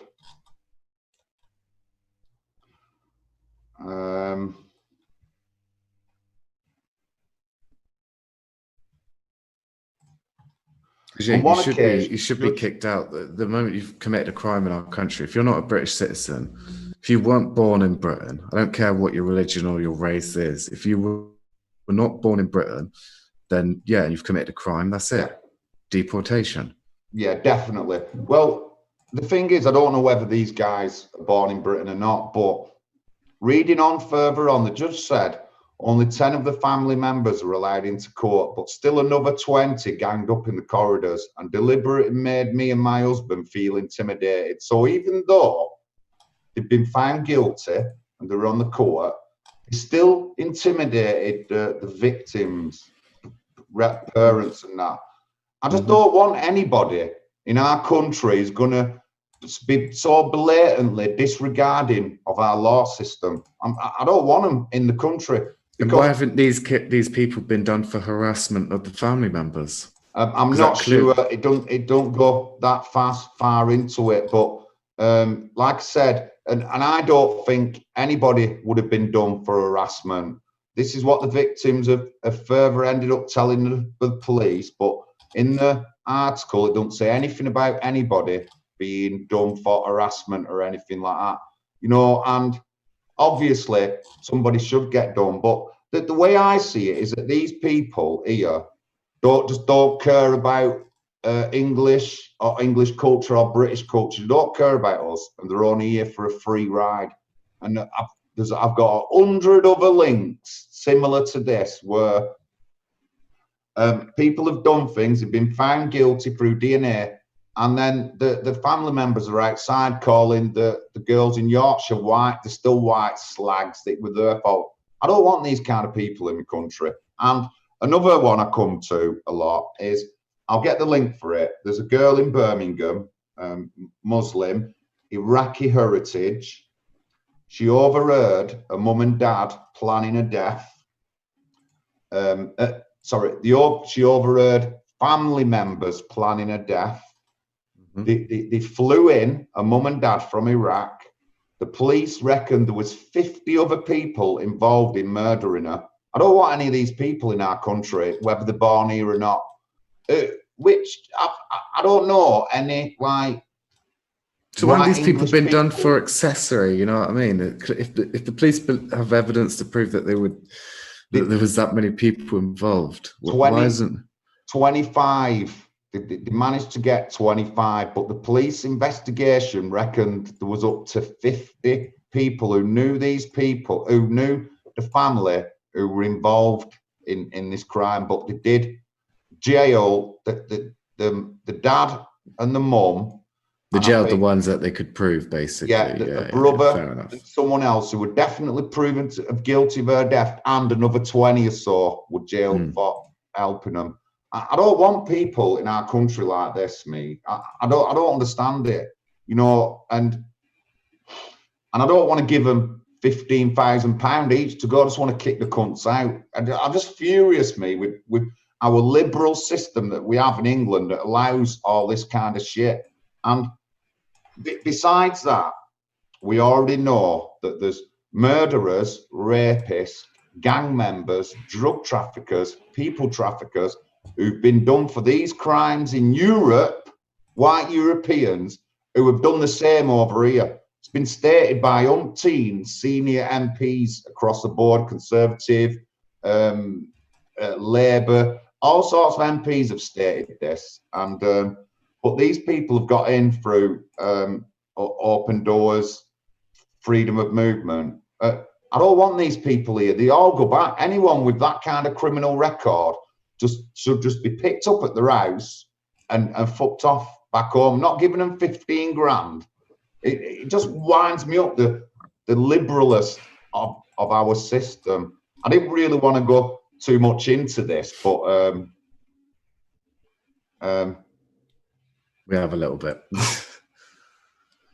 I'm sorry, Steph, but when there's a planning of this girl in the Midlands who overheard a family planning a death, 2 weeks later the police found her buried in someone's yard, and they flew in a mum and dad from Iraq to commit this crime. I don't want these kind of people in the country. I'm sorry, I don't want these kind of like honor-based, cultural-loving people in this country.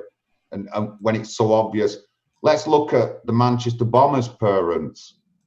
So it was already extreme in Libya. It was already linked to banned tourist organisations. The dad. Yep. They've claimed asylum. They've got refugee status. They've come over here. They've had 5 children.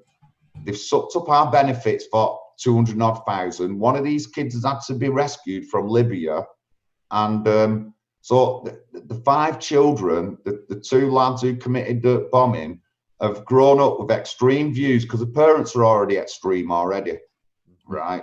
They've been easily radicalised. All that family goes back. If there's any members of that family left, I want them out of this country, because I don't believe that all the rest of the family members will be nice liberals. I believe that we all have extreme views as much as that the parents have.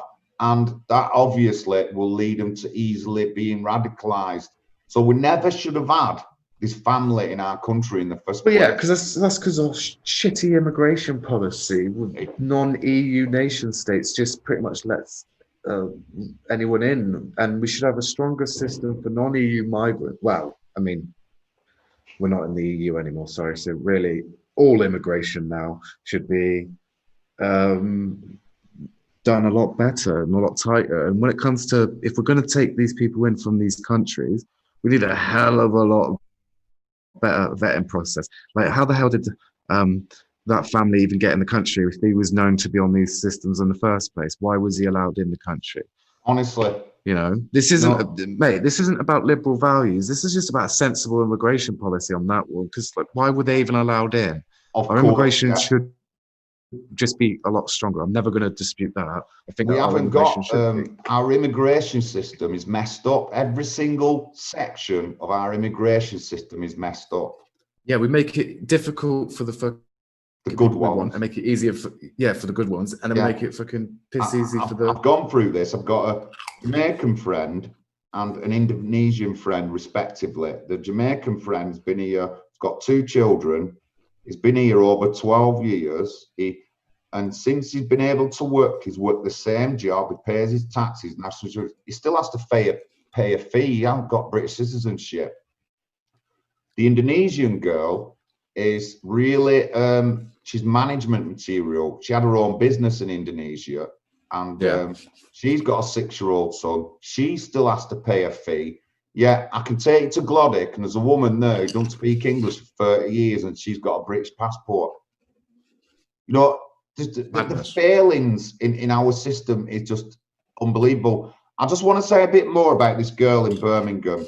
So it was a few years ago. It was 2017 Conservative conference, and I went to the library, printed out the stuff about her, and I talked about this girl's case in St. Peter's Square, and I shouted at the Conservative Party that I didn't want these kind of culturally indoctrinated, hardcore people in my country. And I practically cried, shed tears for her in Manchester, outside St. Peter's Square, outside the Midland Hotel, for that girl who was an Iraqi ancestry, born here, Muslim. And I practically cried for her because nobody listened to her. The police didn't listen to her. And we let these people in whose cultural values are just like way beyond ours. And I'm just not getting it. And coming to that, female genital mutilation. And I think you might agree with me on this, because so like a daughter, she's young, and then they're going to cut genitals off. And it's normally the mother and auntie, there's a few people involved in that. It's not just like the mum just don't do it on her own. She has help of family members. Would you say that? Oh, yeah. Yeah. It's not just the mother that's doing this. And to be honest with you, a lot of the time, the mother is pushed into doing it in the first place. Of course, yeah. But still, out of the thousands of cases, right, some get done here. And I don't want these kind of people in my country, Jay. I don't. Who can think that it's all right to cut some birds' genitals? I just don't want them in the country. Yeah. And I wouldn't be happy giving them £15,000 either. So honestly, when the FNAT, I said I don't agree with repatriation, and I've got some issues, and I have. The other issues is if like someone is a British citizen and they haven't committed any crimes and they work and they pay the taxes, then I'd have a problem sending that person back. Yeah. Right, I'm back now. I've got an example for this though, and see if anyone agrees with it. Let's say, I've just got out of the bath now for now. So, let's say there's somebody that has been in the country for 25 years. They've lived in a certain demographic area, and they've never learnt English. Should they stay? Are they law-abiding? Are they they're not causing any problem to anyone? But then you can't you can't fully integrate into the country, because if you was to move them to a different area where you would, the reason why we've got English tests is so they can contribute to the company, not just contribute to their own private little cult. So the English tests to come in the country is to making sure that you understand that you can actually write English to a certain degree, you understand the English language. So how is it then we can have people that have been here for 20, 30 years? Well, I know plenty of people, and their families, their wives have been brought over, and now they're a citizen, and they've never worked, and they can't even speak English. So how is that a benefit to our country? Because all you're doing is they're using this caliphate of their own, like Halifax and everywhere else, as a shield where they don't have to integrate.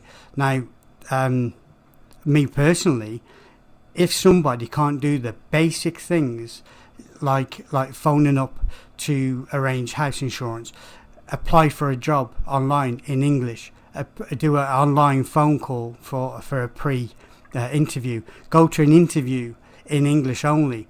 If they can't do these simple things, how are they contributing to the country? So it makes no difference how long they've been here and how real peaceful they allegedly are. What gain are they to the country? They're a gain to their own community. That's what they are. That's it. I totally agree, and I ain't even finished yet. I've got another one coming here. Right, I'll put the link in the chat.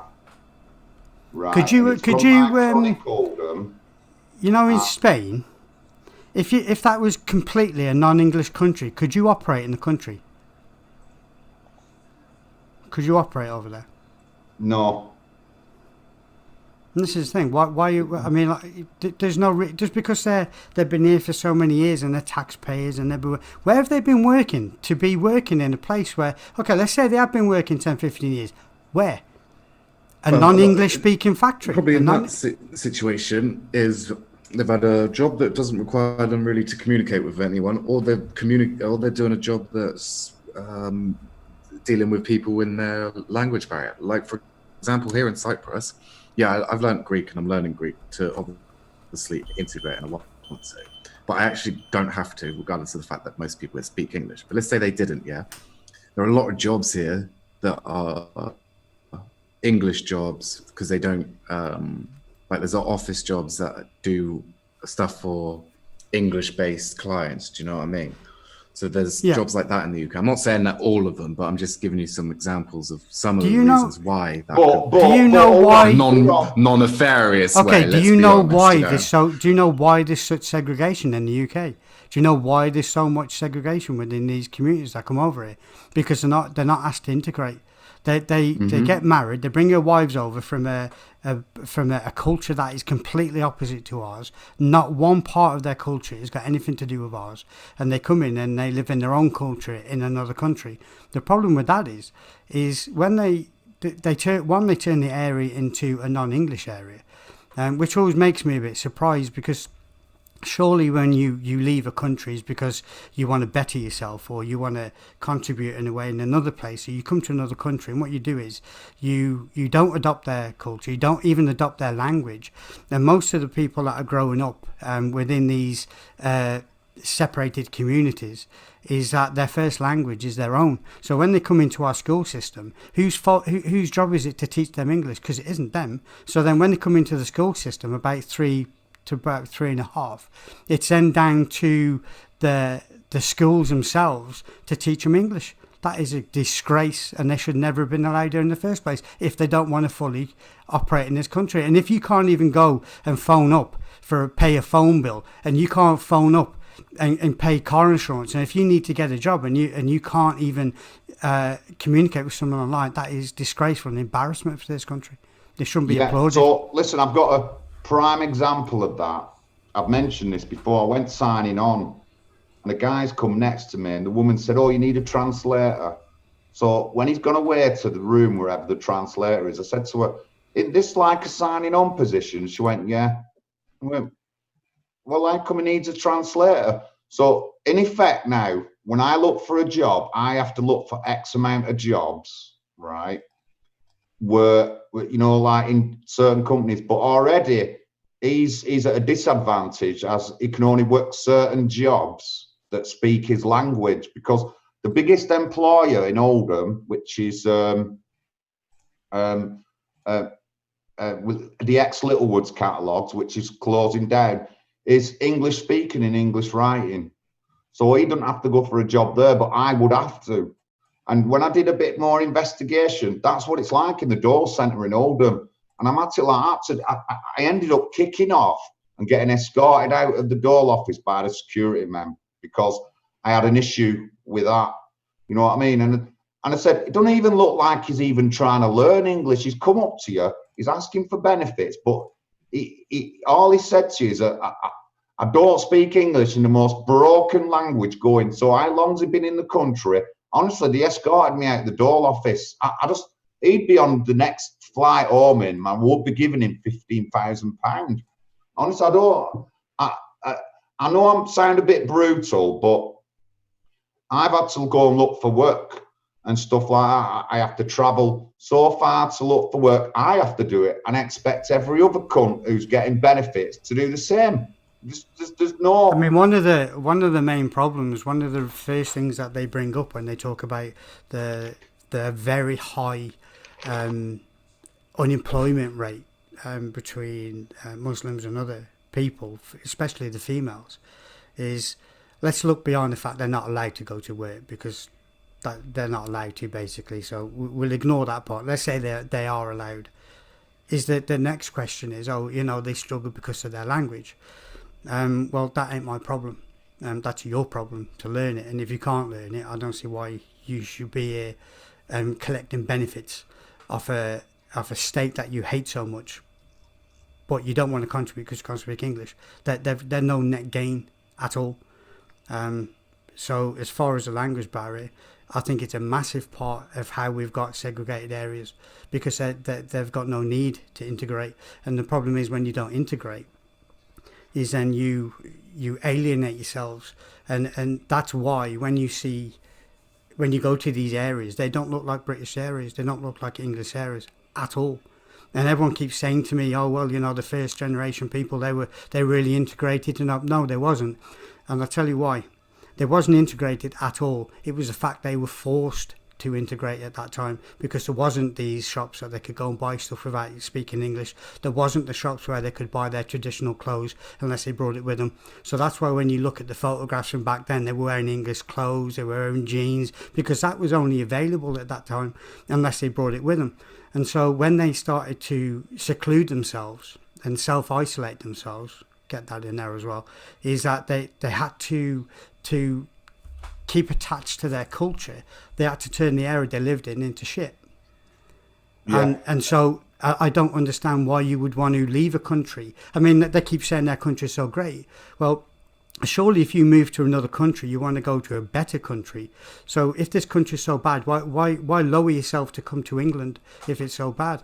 And me personally, English is a massive, massive thing for me. And I used to have about 120 staff.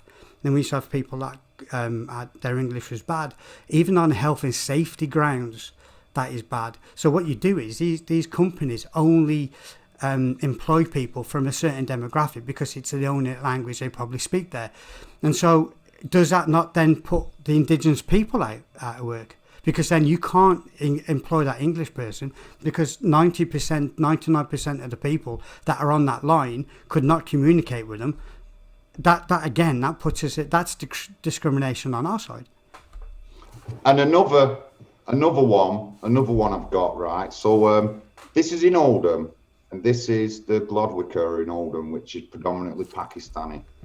And everyone's heard that 50% of Pakistanis still do first cousin marriages and stuff like that, right? The latest figures, I put the link in the chat already. The latest figures, when's this from? 2018, shows 60% more people receiving carers allowance payments in the 022 area of Glodwick, yeah, than received payments in the second highest number in areas, right? Oldham has to pay a genetic counsellor to tell them not to marry the cousins. My nephew is a product of a second cousin marriage. I don't want these people in our country when they blatantly don't listen to what we say. They're making more of the kids are disabled and stuff like that. They're just sending bad genes into the system. Like I said, my nephew's one of these, right? So what happens when he has a kid with a white girl? That kid's going to have genetic deformities, and he's more than likely going to be in serious health trouble. Why do we accept people whose cultural values still allow this, and we've let them carry on? Besides the fact that we're paying people money to try and tell them about this, and they don't listen to us. And this is Glodick. This is the no-go zone. I've gone on about Glodick till I'm blue in the face, And I just don't want any of these people here. Really, under John's ethanol law, I'd tell all that Glodic they'll have to go back. And I wouldn't want to be giving them £15,000 if that's how they're going to treat our system, and that's what we have to do. In Oldham, there's 4 areas in Oldham that are the highest benefit areas in the UK. The only other areas either of them is Tower Hamlets, Hackney, and one place in Birmingham. So and these are areas that are majority Muslim. So they've got most kids, most people aren't working, and in a lot of the Pakistani areas, it's first, second cousin marriages. Why we got people like that in our country? You know, like, what happened? Did we, when they first come over, did we just say, you could come here and do anything you want, the same thing as you've done in your country? Well, I don't want that shit going on. All I can see from here is that in future generations, the white people or the British people or English people in Oldham are going to be genetically inferior to everyone else because we're going to have these shit genes all over us. And I've got evidence of that in my own fucking family. So I'm sorry if I know I'm ranting on a bit. I know there's some people in the chat who might think I'm a bit hardcore. I've gone on about these issues since 2012. The same fucking things, and I'm sick of it. I'm absolutely sick of it. All right, John, blame our government. We will do. We'll blame the immigration services. That's why I'd want an end to all immigration. I want it rebuilt. But honestly, half these people I've been talking about, they have to go. Do you agree with any part of what I've said there, or do you think me? No, War Kettle, Jay. Yeah, I get where you guys are coming from. Sorry, I do have to say that I've only got about 5 more minutes. And I have to go. I would like to talk about this with you guys properly. I'd like to do a show. I know you're going to be in high demand because of the Ralph situation, but we have talked a few things in the past on the other channel. But I would love to be able to do this. Well, mate, I'm free 24/7 nowadays. Yeah, well, you know what? You know, you're talking about this lockdown. I'm still working. There's no lockdown for me. I wish I was. I'm jealous of all you said. I'm bored. No, don't be. You know what? Mate, like shit. 6 weeks of no work. That means no income for me, mate. And I'm an immigrant. Let's not forget this. I'm a foreign lad, an immigrant who's like. Well, that was your problem for moving abroad, mate. Yeah, well, I mean, I'm living off what savings I've got, and hopefully, going to make it big and being a full-time YouTuber now. So this is all right. What I'll do, I'll set up, because this is John's show, and I shouldn't have butted in, but I just need to get some points out. So I don't normally do that. But it's all right. If you're willing to do a show, we'll send an email to each other or something. My emails are all in the descriptions and stuff. Mainly, it'll be just me and you, just one-on-one about what views I've just said. And how, and let's see where we end up, to be fair. It would be, I'm not someone that screams and shouts, to be fair, unless I'm screaming and shout at the previous, but basically, I think it will be a very good conversation. My rule is to everyone who's watching and who wants to talk to me is, if you saw what me and Ralph had a conversation with, and you come in how me and Ralph treated each other, then you're going to get the same treatment, you know. You've seen the same here with me and John. We've disagreed on some things this evening, but no one's calling each other names and whatnot. But sorry about that. Jumping in anyway. But I will. My email is street@streetsoldieruk.com. So if you drop me that, we'll I'm just arrange drop something. you an email now anyway. street@streetsoldieruk.com. Sorry about that, John. I do apologise. It's all right. I just had to get that in there. I made you blue spanner on my channel. You're welcome on any time, my friend, and we will definitely have more chats and stuff like that. I'm just passionate, man, because even before I met everyone on the thing, I was going on about these issues, the exact same things. I was pulling up the same figures. I was pulling up things about religious things, like religious schools and all that. Before I met Ralph, before I met everyone, before I learned a lot more, I was pulling up these issues. So it's something that's like really on my side and part of me. And I've been like this for 20 years, and unfortunately, but it's just coming to a stop now. I mean, like when I say I've got problems with repatriation, I have, but the other kind of issues with repatriation is I don't want to be giving people money who don't deserve it. The Manchester Bombers family had hundreds of thousands of pounds in benefits, and all that made was 2 of the lads went and got radicalised from their extreme views that the parents had, easily able to radicalise. Why do we have these shit people in our country? I just don't want them in the country. We should never have had them in the first place. I agree with that. For whatever our immigration says, we should never have had them in our country in the first place. And as far as I'm concerned, the immigration system, every little bit of it is a failure. And when I mean a failure, look what they did to some of the original Windrush generation. They have to go back. Exactly. You know what I mean? And that's not the fact that they were bad. That's the fact that our government fucked up the paperwork or whatever. And I'm not having it. That's why we need a new immigration system. I want to end immigration now. I'm sick of it. I'm sick of it ruining my country. And I want to point out another thing. Glenn Saffer was saying about the birth rates, and I said about the Muslims at 4 or 5, yeah, they are high birth rates. And I said I've not looked into the others, but right now, Eastern European birth rates in Oldham are killing us. So before I'd send anybody back of any colour, then white Europeans would be going back first. Whatever reason, they'd be going back first. And I understand about like, they're not all bad. That everyone knows they're not all bad. But because we've had open door policies with this EU rubbish, we've let all the trash in. If you leave your door wide open on a windy day, you're going to get bits of rubbish being blown into your house. It's the same thing. So we've got a load of trash coming in. The people who are claiming for kids and the kids still live abroad, they're all going back. Honestly, nobody's going to tell me that that's okay when their kids are abroad having a nice life and they're earning money here, working or whatever, and they're not brought the kids here. They can go back, honestly. Jay, it's been an honour, honestly. Thank you. You've heard me ranting on a bit, but I wanted to get you on because, like, you've seen the journey that we did in Telford, and I wanted to impress on people why I care for Telford a lot, because they've made serious mistakes, and they're still not sorted the situation out, and I'm sick of it.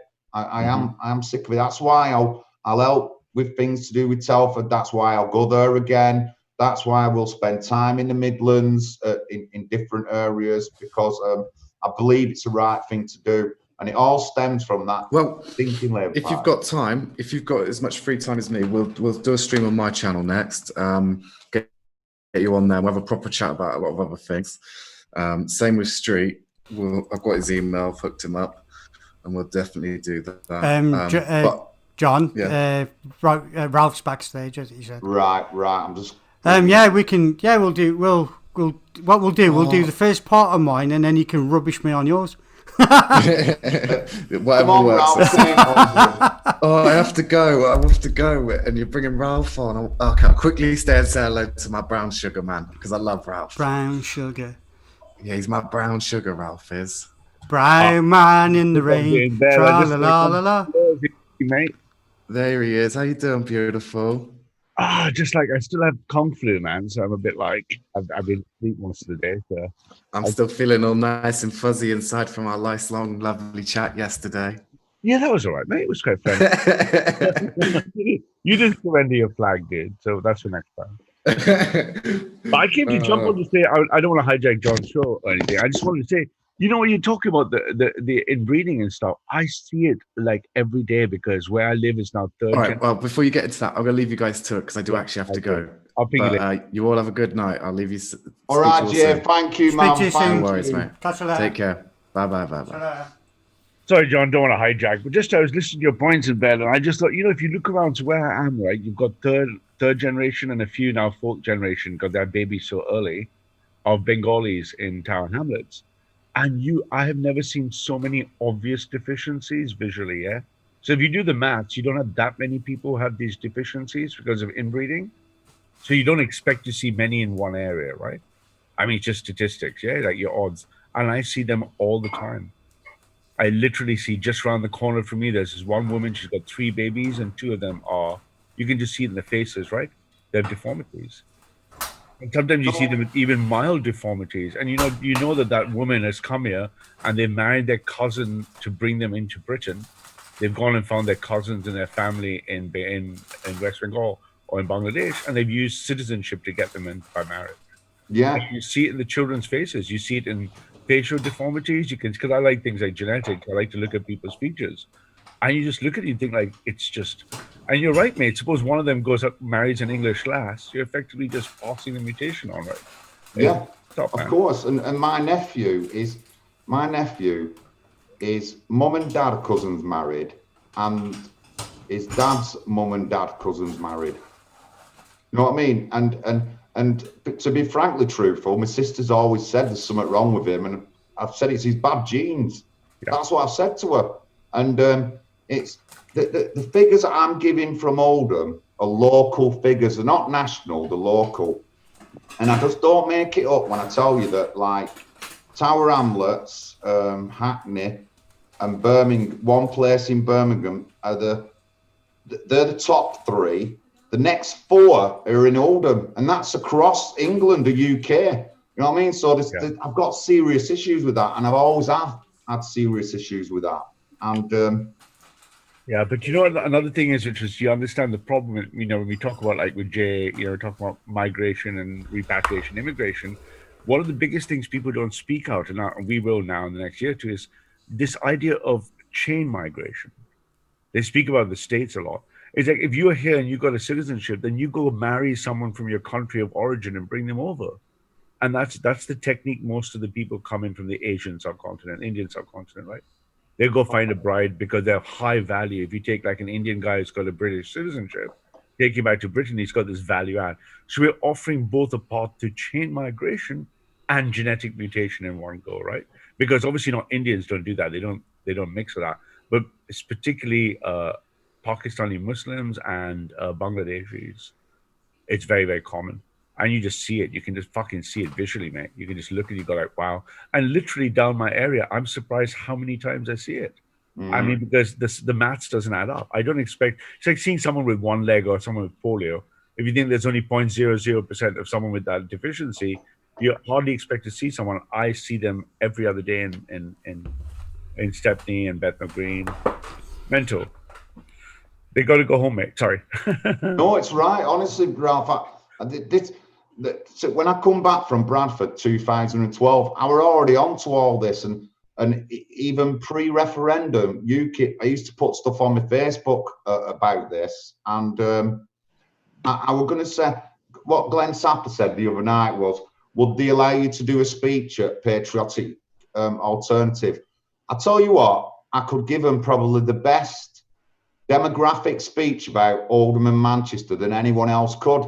And I won't be talking about people with black. I'll be talking about the white Europeans as well. The thing is, though, he was a bit, I'm going to say disingenuous because I've never used that word before. I think it was a little bit disingenuous. Actually, it was totally disingenuous because what he was saying was, oh, but he didn't have you speaking, did he? Oh, yeah, but where was your invite? Well, Ralph didn't speak. There was lots of people didn't speak. So to throw you didn't speak, so would he put you on there? Well, yeah, but I saw that Main Street. I saw John. I it's like, come off it. Maybe you would, but that's not to say because you didn't that he won't let you. I mean, Ralph wasn't speaking. So I thought you handled yourself really well, John, because that fucking full of shit. That's what Glenn is. But degenerate, what's his name, Bosco? He just kept like trying to say, "But why are you on the streams with James Goddard?" And now Banksy's new thing is they're trying to rescue streets. They're all bragging, going, "Streets rescue me." Yeah. They're going to try to save you, mate. Are they? I'm too far gone, mate. They're coming for you. No, this is the problem. They think I'm easily led. No, I'm led by myself. Well, And as far as this, I've heard a couple of people comment that, but I haven't heard what has been said because I haven't had time to look at the other channels, to be fair. But I have heard that. The problem is, I've always been this way. A lot of people are saying that, oh, he's getting more extreme or he's more outspoken. Not really, no. It's just that you lefties out there and you fake nationalists, you're moving to the left. That makes me look far right. I haven't moved. Yeah. I fucking moved. The more community you find, Streets, the easier it is for you to talk and speak out loud. When the Overton window shifts, you can say things you couldn't say before. You might have felt them, but you haven't been able to express them. And now more people expressing. And John, mate, I thought you were brilliant against. You were so calm against that. Bosco is a fucking. He's like an orc. Oh, I know. Honestly, Ralph, I don't like coming on screaming at people, but so he's put up that, like, he said that it's against the law to say that I don't believe the Holocaust. Then I said in the chat, since when has that been a law? Like since then, when has that been a crime in England? And it isn't, because I can't find it anywhere written down that that's a crime. Then straight away, come on, call me a denier and said I'm a racist. That's what initially got me to come into the conversation. And I said, when have I ever denied the Holocaust? Oh, well, you said 14 words. I said, but I do say 14 words, but it's got nothing to do with the Holocaust. I said a lot of the times I've changed a white to our, because I'm not, no offense against anyone who says 14 words, but it doesn't represent me. Yeah, and it doesn't have to, John, because you like the principle. I've seen what you've done with the mutation. But again, if you notice, I'm trying to create two little lists because I've been fucking miserable in bed. One's called Busker's Brilliances, and the other one's called Glenn's Gems. I got 9 of them from just your interaction. Because you can see that Busker he uses everything about whether or not it's for or against the Jews. Yeah. And every test for him is, are you anti-Jewish or not? If you're left-wing or right-wing is anti-Jewish, you're like, mate, there's a ton of issues that have nothing to do with the Jews. Right? Nothing to do with the Jews. But he just kept going, well, are you on-Jew? Are you on-Jew? And you're like, I don't know. You know, most of the time, I hate to sound crazy, but I don't go around thinking about the Jews all day, man. I really don't. I mean, you know, it's kind of funny. Well, I could say something, but I'm not, because I need to keep John's streams has to stay up. Yeah. So I can't say too much. But when I do a stream the other, I'll answer the question. I'm going to do something I've never done before. I'm going to do a part review, but not showing the video. I'm just going to go for the questions that certain people were asked, and I'm going to answer them, and I'm going to see if I get the same hate. Oh yeah, nice, absolutely. Because sometimes it's funny because I was watching, this whole fucking. We'll be done hopefully soon with this Busker Glen affair because there's not much left. There's not much blood left to suck out of that place, if you think about it. And it's all about we will never be in the quotes far right as long as you say anything about the Jews and you're not racist. And if I looked at that and thinking about that, I'm scratching my head going, okay, so you sound a bit like you're for multicultural, multiracial societies, and you don't want to talk about Zionism. Okay, so how the hell does that make you even slightly right-wing, mate? I mean, I don't want to sound like a dick, but the more we listen to them, the more left-wing they sound to me, right? I mean, that guy was literally on there just trying to trap John. He was like, oh, yeah, they're going to kick you out, John. They're going to get rid of you, John. They're going to deport you, John. You know that you're first on the boat, John. And you're like, no one's ever said anything like that. I've never said that. I don't know. No, neither have I. I've explained it a fucking 1,000 times on different shows. I've even explained it to John. It's got nothing to do with colour. It's to do with what me personally. I'm more edging. What do you contribute to the country? If you've been unemployed 20 years, see you later. Yeah. And to be honest, if we like John said, I keep forgetting about this point where we're actually shipping money abroad. So there was a statement made that there was. There's a lot of Indian families out there that can't cash in their checks from the UK. I'm like, what the fuck? Why are they claiming everything from over here? Why are we paying for their kids to be paid for over in that country? What the hell is that? So there's so many loopholes that we can close, and there's so many ways we can go there. By the time we even look, John, I'll go back to what I said before, and then answer me this question. In 1995, when the population was white English, right, was 94.1%, you were still here. Yeah? Yeah. Yeah, that's what I'm saying. It's the people that have come in the last 20, 30 years that we need to call. It's got nothing to do with this stuff that he's pushing, people this in the past, narrative. I nothing mean, to come do off with it, the man. Windrush generation. Shit, I know. me. It's got fuck all to do with that. I mean, fucking hell, 1995 was a fucking great year. We weren't all Nazis. We had the highest fucking white population. I didn't see people walking down the street with fucking swastikas, did we? No, it was, you've even said it was a great time to be fucking a young man in them days. It was. Let's stop pretending this 95% fucking white British is some fucking neo-Nazi type thing. It isn't. Look at the videos, look at everything back there. Ask people that lived in that and tell me it was all fucking Nazis. They're trying with this whole thing I'm having Nick Griffin and everything that, the black pillars, there can be no state, right? Mad. But 1960, 1970 was by all measures an ethno-state. It was only by 97 it was definitely not an ethno-state. And you could argue that it began in the mid-late 80s. If we look at the data deeply. Yeah. So you're saying this ethno-state is some future pipe dream, some hallucination. It was almost what England was always like. Yeah. Right? And even when I argue with Jay or argue with Banksy, they're like, "Oh, but we can't go back because of course you can't go back. After 30 years." You're like, are you messing with me or something? Okay, right? so let's say it takes 100 years. Yeah. Does that mean we can't start? Yeah, we have to start. You can't start. You can't just go, "Oh well, I'll just lie over because we can't do it. Let's just ignore it." No, you always start somewhere. A bodybuilder starts somewhere. A marathon runner starts somewhere. Yes, it's impossible for that guy to go out of his house and run 28 miles, but with the right coaching and the right training, he can. Within about 2 years, 10 years, he probably could. So let's not pretend we can't get to this. And when we get to this, let's not push this, you're all Nazis, you want a Hitler state. Was we a Hitler state in the 90s? No.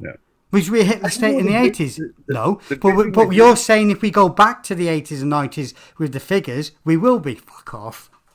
Yeah.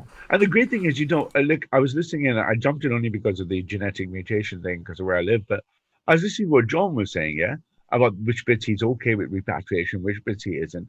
And that's amazing to listen to, because the whole point of the next year, too, is going to be all these conversations in the public space playing out against each other.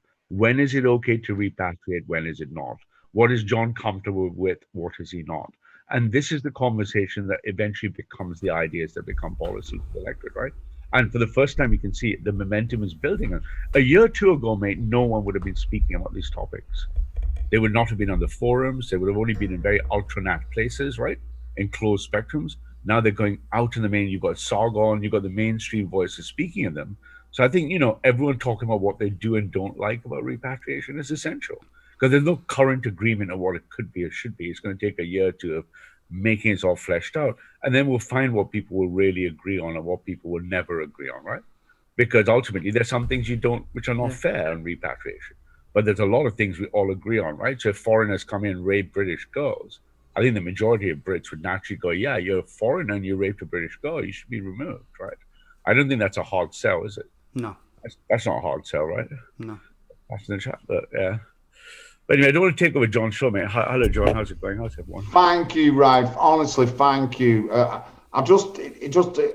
knew that if you was watching, you'd have to come on and say something, because I know you agree. And like I said, these aren't things that I've talked about just in the past year. Since 2012, when I come back pre-referendum, I was going on about these issues. Then I'm going on about the deformities through first cousin marriages.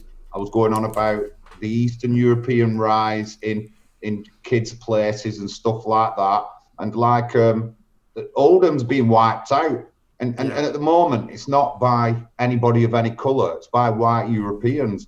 And also with that, they bring in crimes such as modern day slavery, people trafficking, all that kind of thing, gang crime, drug crime, all that's coming as well. And I just don't want any of it. No. The national crime figures are well up in all areas. So we should be concerned. And that is due to immigration. So. And you hit the nail on the head every time you emphasize that, and I know why you're doing it as well, John. With the white crime in Oldham, it's like one of the big tricks the left use. You remember they're trying to shut you down Yeah, they all want brown people out. You said that? Yeah, the top thing is Nazism, and underneath that is racism, and then fascism in between that somewhere. And they're going to keep conflating ethnicity for race to call you Nazi fascist. And when you point out to them, it's not that, mate. Those white fucking in the area around here, they're a bunch of Bulgarians. We've been ripped for a couple of grand, my missus and I, because they rigged the fucking cash boy machines, and then it takes you about a month or two for the bank to give you your money back. And they're all white. I know exactly. I've seen them. I mean, it's not saying, hey, you black guy, you go home. You white Bulgarian, you're fucking, I wouldn't even give you a court trial, mate. I know exactly who you are. I'd pick you up. I'd take you with border agency and I'd kick you out. And so, but the left are going to say, oh, you're racist. You're like, no, these guys are not British, first of all. That's the first criteria, right? That's the way to look at it. But the left are going to keep coming with all their tricks. Oh, you're being racist. You want to get black people, brown people only. You're like, nah, equal opportunity bigot, mate. Equal opportunity repatriation. Repatriation for all. Sorry. Silly. It's just madness. And like I said, I remember the other night, Glenn Safford said, like, it's the Muslims who are going to outbreed us and all that lot. But at the moment, even the kids thing, it's the Eastern Europeans in Oldham. And again, I'm not saying they're all bad. They're not all bad. There's plenty of nice Eastern Europeans, but with the policy we've had on immigration through being in the EU, we've had our doors wide open and they've let all the trash in. And like, again, murderers, rapists, people traffickers, modern day slavery, all that is here now because we opened them doors. And Greater Manchester Police stated that crimes such as handbag snatching and distraction theft, boom, them the figures for them have gone through the roof. And they said it was Eastern Europeans. That's what the police said, you know. And I wish just people would understand. I'm going to try to do a video soon on this, right? Because a lot of people don't. I think they don't quite get, let's say, the Overton window and how people's minds change. So I was looking at some of my reactionary stuff because I'll give you some good examples, right? 20 years ago, I can use the States as a great example. I know the States well. 20 and 30 years ago, because I've lived there in the 80s and the 90s, gay marriage would never have been possible. Even in Britain, 30, 40 years ago, gay marriage would not have been possible. But say equal opportunity civil partnerships, yes. Roll the clock 10 years forward, 20 years forward, and the left keep progressing the Overton window their way. The same way we need to learn that in the mirror direction and progress repatriation. So what we say 10 years ago is off the table. 5 to 10 years from now in the future, it should be a no-brainer that there will be no illegal act in Britain in a policy that doesn't immediately put you in the criteria for repatriation. So we're starting right at the beginning. Like the gay rights were campaigning for gay rights in the 70s. They were fighting before Stonewall, and it took them 10 years to get that into the mental space, into the cultural idea that these ideas are okay. And now finally gay people can actually get married in a church, which is, for me personally, it's just, I find that repulsive. I'm a Christian. But the point is, if you look the same way for repatriation, they're resisting us completely the other way around. We're going to say, look, we're not trying to throw everyone out in one night. But these guys who are immediately legal, can you agree they have to go because they've lost law? And then the idea is we slowly push that over into the window step by step. And when you're uncomfortable, John, about the idea of repatriation, it's not a black and white thing. It's not all or nothing. It's just a criteria of which people should or shouldn't remain. I think all these conversations are going to be great because everyone's going to throw out the reasons why it's for, against, and eventually we'll hopefully shove the window. Right? If you ask me, I know exactly who's going to go. I fucking would like a list of their names, but don't listen. I'd write a list of the names. Greta in the chat says, "Don't get carried away. You'll deport yourself." Mate, if I could get to a position where self-deportation works, I fucking job done, mate. Anyway. Honestly, I knew you'd understand. You get on, John. Anyway, yeah, if that's all right. I just knew. It's just people don't see it, And I've been giving these figures out. They're all Freedom of Information (ONS) figures. And the local figures, and if you're looking for figures to do with things, look for your local figures first. Forget the national figures, look for your local figures. And this is similar to a lot of places in Greater Manchester, these kind of figures, maybe not as high as Oldham, but they are. And of course, these Eastern Europeans could eventually integrate, but I've explained this before. The failures of Labour and our politicians and how they work things round, it's going to take 10 times. If they could integrate in 2 generations, under the current government we have, it's going to be 5 or 6 generations. So we've got to put up with 5 or 6 generations of this shit going on before they even get to a level where they're integrated. And I'm not willing to wait 5 or 6 generations. I'm not. I would rather them integrate within 1 or 2 generations, but they're not going to, because of the failings of Labour. I've explained how they've done it with the Muslim population in Oldham plenty of times, ignoring cultural issues, religious issues, ending up with building a school where when they tell them to put boys and girls in, there's just all girls there. I'm not having these kind of people in our country. I'm not. And it goes against the grains of Englishness is like. But you know what, John? That's a good point, because Jay asked me this in the chat on our little debate thing yesterday. It's like he's like, well, don't they integrate better over generations? And all the data shows the opposite. The first generation are loyal. They have pictures of the Queen. They come from the Commonwealth. They're grateful to be in England. They like it. Second and third generation, they're anti-Britain. They're anti-English. You see in black gangs, you see in Asian gangs, you see in culture. They don't really care. They wouldn't support the English cricket team at footy. They won't. Right? Their parents would, or their grandparents would. So this idea that the longer they remain here, the more integrated they get is a liberal myth. Yeah, it is. It is definitely. I agree. Yeah, and they won't talk about that. You'll never see the Guardian ever speak about a lack of integration of third generation type. And I'm sure up in Oldham, your neck of the woods, there's lots of Asian areas, right? Yeah, there is. Yeah, nearby towns, and I'm sure you go to some of the Asian towns, and you'll see groups. I'm guessing you see groups of Asian boys, no Asian girls ever, just white girls, and no white boys in their groups, right? Yeah, that's a pattern you'll see. They'll be hunting and they'll be moving around in gangs, and there won't be any of their girls unless they're like sisters or something. And there'll be only white girls that they're looking for, and there'll be no white boys allowed. And or if there are, there'll be one white guy who's a mob. Right, that's what you see, and that shows you that they're not becoming English, integrating. They're not in the pub, and not all of them, not all of them, but the majority of them. Yeah, definitely.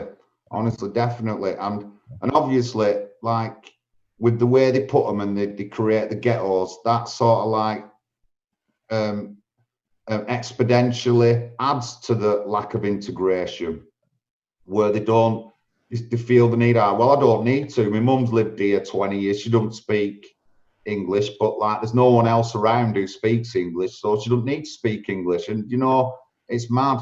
But I mean, I've met plenty of people who've come from other countries who have thrown themselves into being English. And the last person I met was a Somalian, and he didn't speak any English when he come. The first thing he did was sign up to a 3-year English course. He's passed his GCSEs now, and I think he's on something like O-level now, English literature language, right? In how many years he's been here. And he also come over, and when I talked to him about his missus, I said, so in Somalia, she has to wear headgear all the time. He said, yeah. Then the next day he's come in with a picture, and he said, one of the reasons I come to England is because of the cultural restrictions we have in our country. Then he showed us a picture of his missus without a headgear on, with some makeup on. You know what I mean? He said she'd never been able to do that in Somalia. I've met some of these people. I've not met many, but I've met people like that. Fair dues to them. They're trying their hardest, but the majority come over and they just live like they live in their country, and I'm just not going to accept it, mate. And you know what, you're saying a really valid, a salient point, John, because they always talk about integration. If you look at always the conversation of integration, it's always from the perspective of the immigrant. No one speaks about the cost to ordinary British people who have to deal with this all the time, right? It's always saying, oh, will they integrate? Will they assimilate? Are they doing the wrong thing? What about just the ordinary cost of British people going, if I never saw these Bulgarian ATM people, I would never have to think about it. Right? It's always the default argument is that it's good somehow, that their presence is all right. And this is the liberal problem. Because if you look at people like Jay or Banksy or Tel Aviv metrosexual Steve, they just care about themselves. It's all about liberal freedoms. As long as I'm free and I can live my life and do what I want, then I don't care about the society as a whole, right? I don't care about the shape of my community. I assume my community will be made out of people who share the values as me. When you press them and go, what if they don't? When you deport them, they don't like it, right? They don't, because they're always, the only thing they can imagine is their whole freedom of being deported themselves. So that's what I think we're win-win. But you know what, John, I'm going to bounce for a bit, mate, if that's all right. I might pop a little later. I didn't want to take over your show or anything like that. And I need to go get a fag anyway. All right. Thank you, Ralph. Thank you. Your words have just like made me feel a bit better. Sometimes I feel like I'm ranting to deaf ears, but you just make it sound a lot better. It makes complete sense to me. I've got it. You know, this family you've just said, where he was saying, you know, it's cultural, where they have to wear the headscarf and they have the hijab. The problem is, I don't know if this is going to be true, but the problem is, unless they live in a more culturally white area, if they live in the demographic where they've just come over, they will be forced, or she will be forced to wear it. Yeah. So yeah, well, it's okay them saying that they've come over it because we've got the freedoms. But what you got to remember is when they go into these areas, because it's easy, because, you know, they've got the food that they want, the clothes what they want, you know, it's easier to foreign work as such. It won't take long before she will be forced to wear the headscarf. Of course. I'm telling you now, mate. So coming over here for this freedoms, yes, if you live in a white area, yeah, we ain't going to give a fuck. But you get that lady walking down the street, it'll be their own community that puts the pressure on her to fucking cover up. Streets, mate, you're going to love this. Before I bounce, then I'm going to walk out to hang on, let me get to my balcony. There's a Bengali girl here, yeah? She might be in her late teens, early 20s. And obviously she's getting ready to be married off, right? And she's not allowed to even leave. And obviously she can't go to the gym or any exercise. And let me just turn on my video one second. I'm a bit grubby because I've been just really unwell. But I'll show you in a second. Don't know if you can see my video, boys. Do you see this? Do you see that council estate block over there? Yeah. She spends 3 hours a day walking left to right to get fit. Oh my God. Left to right, left to... I want to film her. And she's not allowed. And the only time she ever walks down and out is with her whole family and this is what I'm saying. This is what I was saying about this family, because, okay, they're coming here for freedoms, but they're going to live in the same areas with the same cultural forcibly. And if she doesn't, it'll be her neighbours. And if it's not her neighbours, it'll be extended neighbours. It'll be, why are you walking with it? It'll be like, what? She's not even allowed to leave to go downstairs by herself. And she must, I put it 18 or 19, maybe 20, 18 tops, 19. And she's a bit plump. And she's been losing a lot of weight because I've been watching her for the last year. And she looks over at me sometimes. And I can kind of just about see her. And then she kind of lowers her head. And I've seen her once or twice in the street because she knows I know. She's not allowed to leave. Shit, man. That's fucking London E1, and she's obviously born here. So what are you telling me about integration and British? Liberal bad. There isn't any. Right, I'm just gonna disappear, make myself a cup. Anyway, guys, you have a good stream, yeah. Be right back. Oh, I'll wait for you if you want. But yeah, I thought Streets, mate. I thought John did well against Busker Orff and Denny. I think it was a hostile to be in. I think some of the questions, I reckon he could have answered a little bit better, but when you're in the spot, I don't know. I don't understand why he thought he had to appease them. If I'm truthful, I don't understand where this police rat is literally being the moral high ground and the spokesman for the right, where he's saying that he's tried to belittle John in the sense that, yeah, but you agree with 14 words. Oh, you agree with this? Well, oh, if you tell us now you don't, then you're all right with us. Who gives a fuck who you are? Yeah.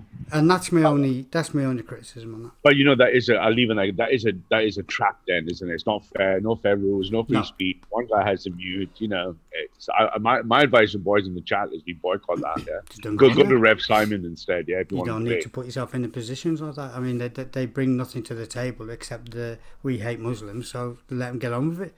We're doing other things. If it irritates them that much, then we must be doing something right, as they say. Because I'm not worried what they think. I'm not going around thinking, oh, look what they've said. And they've made it clear that they're recording all the channels to get it struck. I mean, it's a pure leftist tactic. If that's how they want to behave, then so be it. I mean, it all comes out in the wash, doesn't it? Anyway, I'm off to practice some ethnic distancing myself. All right, man. Have a good stream, guys. Catch you later, my friend. Catch you later. God bless, man. I don't get out of this fucking app. There's the exit there. There you go. 14 for John. Yeah. So I don't know if anyone else wants to maybe pop on, or I don't know. Let him make a cup of tea and then be back. I wouldn't mind making a cup of tea, but the problem is I have a milky tea, so it takes me too long, and to be honest, I can't be asked. So.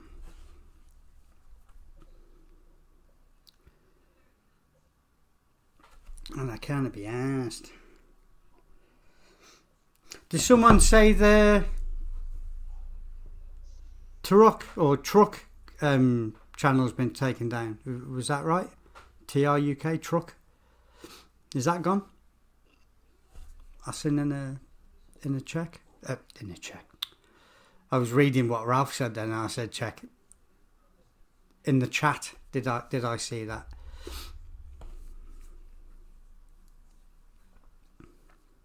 And if you're listening, Shell, it's been a while, so hope you're doing well. God bless you. Maybe see you soon.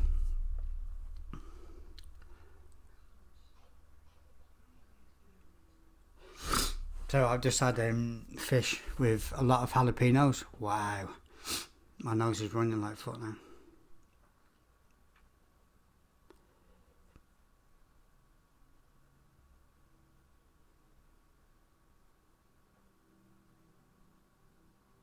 Oh dear, my nose is running. Hate speech strike. Wow. On what video was it? Do we know what? Was it a live stream or was it a...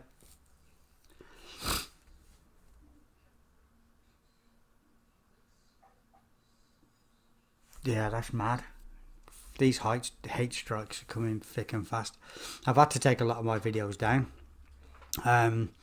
There's this coronavirus thing. If you've got coronavirus in your title or anything to do with that, they take it down. They don't give you a strike, but they do take it down. So I've had to be careful. Ricky, mate, that was a good point you brought there. England, fucking hell, what's going on? It's because I'm well, it is. I'm reading the chat and trying to talk, and then I'm just looking at England's message, and I've read that out instead. Basically, what's happened is Google. The way I understand it is this: you're getting false subscribers, in the sense that if you look at someone talking, the three dots will take you to their channel, and you're more likely to subscribe. So they're limiting the usage on live streams. So it's been there for about a week, I believe. About a week. So yeah, it's a bit of a pain in the ass. But I believe it's something to do with what you call it, the fake subscriber type thing. It would be like having 1,000 people watching, and then the host going, right, here's a link, all subscribe to this guy, and you all go over there and subscribe. Now what they're saying is you wouldn't necessarily have done that if you weren't sort of coerced into doing it. So they limit Although you can put it in manually. But that's what it's for anyway. For some unknown reason, I don't know why, but yeah, that's what they've done. That's been a good stream today, John, mate. Yeah, it's been really good, actually. I know, like I said at the beginning, Jay is rail flag. Well, you know, I'm not saying he's a member of Forbidden, but like Sam Marie was. But I wanted to go on about the Telford stuff first. Yeah. I see that Jim Edwards is getting some talking about. Yeah. What does Patriotic Social say? Jim Edwards is a new heavyweight. Oh, he's in the chat. Come on, Jim, if you want to. He's in the chat, is he? I think he is. I didn't see his name, but I don't know. Oh no, it might not be. Might not be.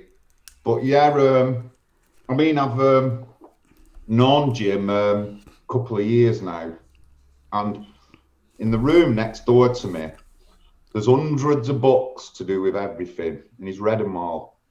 He knows a lot of his history, his English history. He can tell you a lot of stuff. Yeah.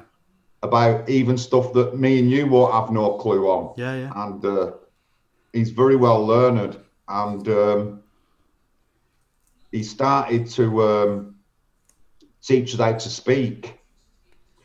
And so I picked up on that. I've learnt a few things, and obviously I've done a shitload of door knocking and stuff like that. And I think I can speak to just about anybody in a quite a reasonable manner. But yeah, it's just mad. I'm just passionate about all that in Oldham, and that Somali family that I put up who went to court. I don't know any English family related to white groomers or paedophiles who go to court supporting them. No, no, you wouldn't. Released. No. I've never heard of it. So I disown them if that was my family. As far as I'm concerned, them people want to live the cultural way that they lived over there or here. And that is just totally unacceptable. Totally unacceptable. I don't understand. This is what I don't understand. And I'm not going to get into a conversation with them idiots on that. These guys. But what I don't understand is, because PA are going down a certain route, and I've already explained my position on PA. So, because they're going down a certain route, right? Why is it so? Why is the Tommy crew got such a hatred for it? Is it because they're losing members? Is it because they're losing the limelight? What is it? Because it's almost as if they're taking something personal, and I really don't understand it. I mean, that there's no relevance between the two. PA and them are doing their own thing. They're doing whatever. That'd be like. It would almost be like Labour Party, like when UKIP come and all their front benches going, "I'll give you a charity boxing match. I'll give you a charity fight. Come on, I'll see you in the." Where do you get that in politics? Where on earth do they think in their mind this is a good mindset to have? It's like. It's not even a rivalry because we're not even on the same fucking side for a start off. So this complete hysteria on anybody that goes to the PA conference, reports on the PA conference. And, you know, it's almost, and then it's like guilty, but the leftist tactic is guilty by association. It's like, yeah, but you've been on the stream with them. So fucking what? Yeah, but you stand with them because you've been with them. Well, that fat fucker's been on the street, always recording around the police. Does that mean he's the police? I mean, come on. PA is a movement that started with, for what I can see, honourable foundations, right? And they want to bring it a different message to the masses. Why is it that now all of a sudden, oh, you're a Nazi? Well. Do you understand what a Nazi is, first off? Because if you did, you wouldn't use that term.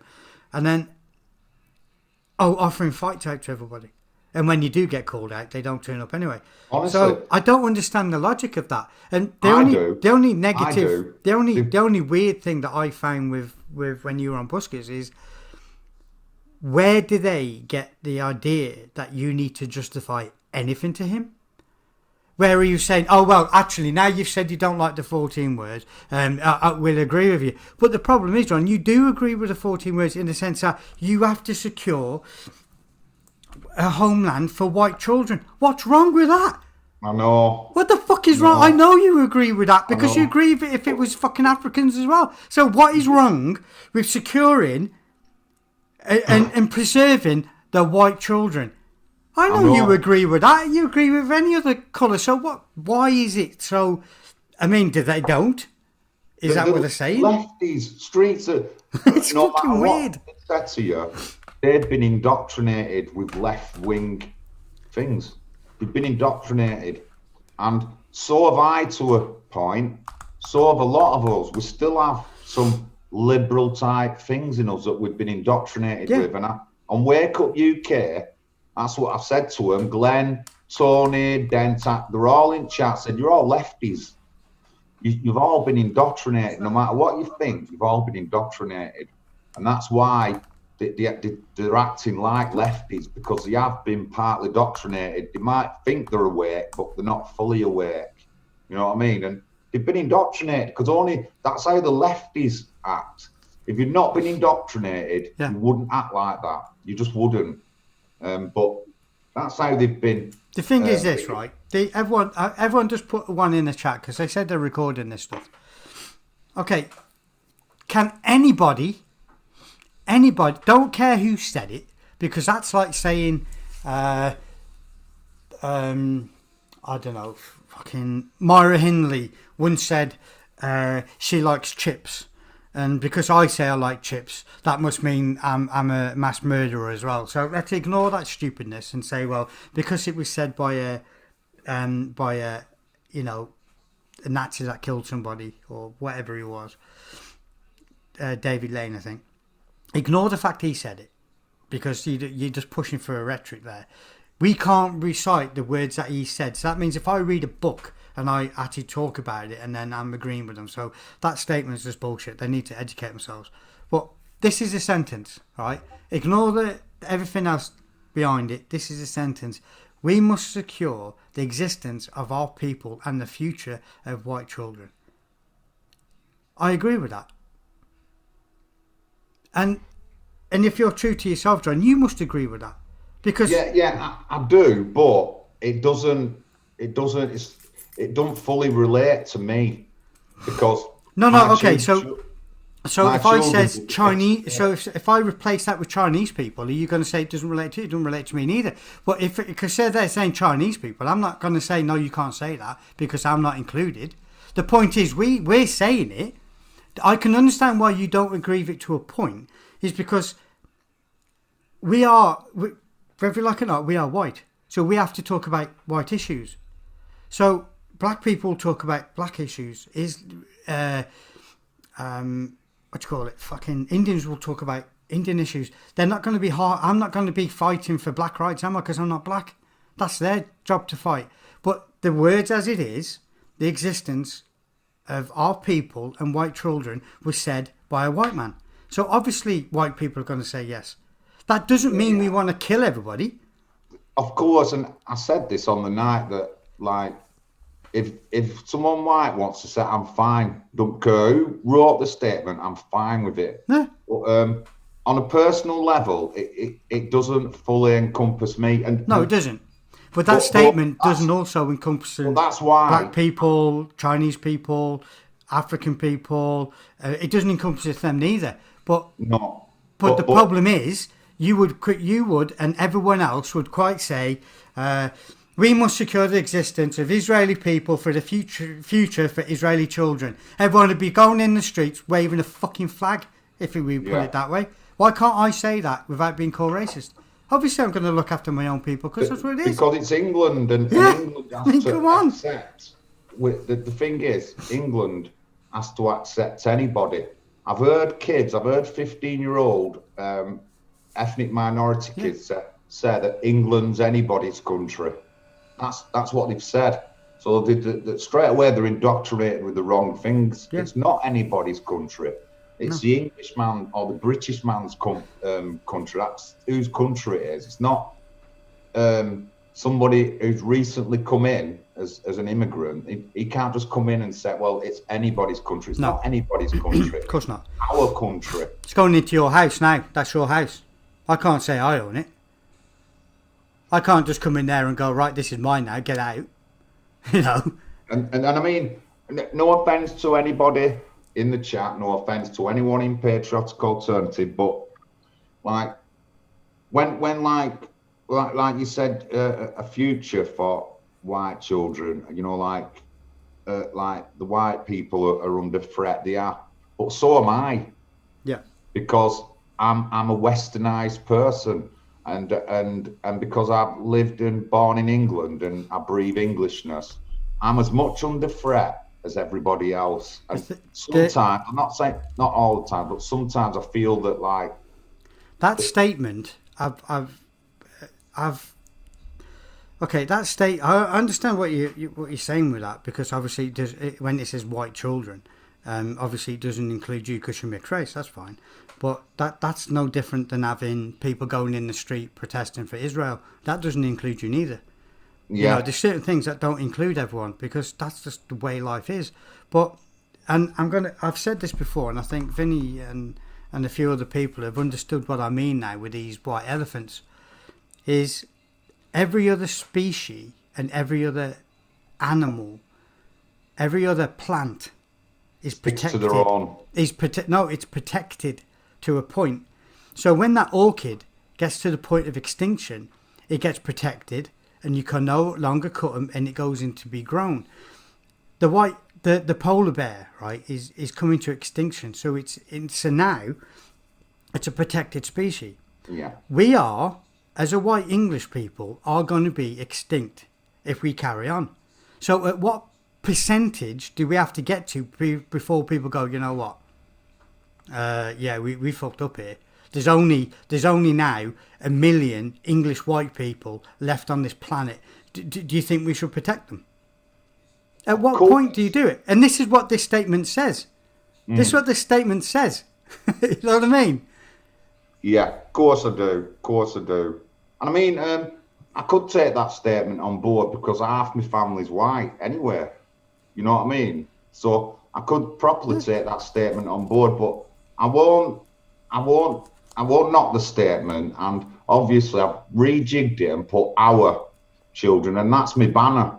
And when they said that, I've said 14. I said I probably have, but if you might have looked in the chat, I would have said replace white with our, and I said it's one of my banners, and they were like, but it is. The thing is, though, the thing is, though, you can't. I understand when you say our, but that does not then protect blacks. It doesn't protect Indians. It doesn't protect Chinese. It doesn't protect Taiwanese people. If there was only 500,000 Chinese left because they were bred out of existence, then there would be an organisation set up, and there'd be an area where only Taiwanese people went there, so they could breed between each other to keep the race going. I understand when it says our children, but the problem is our children is inclusive. It's at the moment the white English or the white in the UK is being wiped out. So obviously we can only talk about that subject, but that could be for anything. But if I go back to the point, if there was an animal like the gorilla that was poached so much, it had to go into conservation. They had to have breeding programs to keep that species alive. At what point do we stop this bullshit saying we're all fucking Nazis and go, actually, the white English, fucking hell, it's a race. So, hang on a minute, they're nearly wiped out, or they could be wiped out in 100 years, and then there'll be no white English. That wouldn't happen if it was Jamaican or Nigerian or whatever. So we have to say white children because we're at most risk. It never happened in any country that's not Western. No. You know what I mean? All the other countries in the world that are not Western countries, it wouldn't happen there. They wouldn't let their people. So I am not ashamed I'm not fucking shamed. And people want to come in that's all you like, then I'll do the same. Come and meet me in the street. I'll put that out there. I am not afraid and not ashamed of saying that sentence just because some fucking murderer said it. It's part of a whole book. People are reciting the Quran that says kill people. You're not fucking... People aren't moaning about that bullshit. There's statements in the Torah saying to rape babies. You're not all going in the street calling them fucking paedophiles, are you? But you're calling me racist just because I want to protect my own people. Come on, it needs to be... lefties, honestly, Busker was acting just like a person from Stand Up to Racism. Yeah. You know what I mean? Just exactly the same. But obviously much more left than like some of the other people I might know. But no, I totally agree. I mean, and I said this on their channel. I said any other country that's not Western, white people won't be able to just go in, and English people won't be able to go in and outbreed them. No. So why have you got a problem with it here? Well, I've got an amazing question to ask the War Kettle Jay, but I'm going to save it when he comes on the show. I've got a red pill question for him that he'll like. It's nothing bad. It's just a grouper question, as they call it now. But I don't even know what grouper is, so I won't use it again. But there's certain sentences. Think of this, John. Right.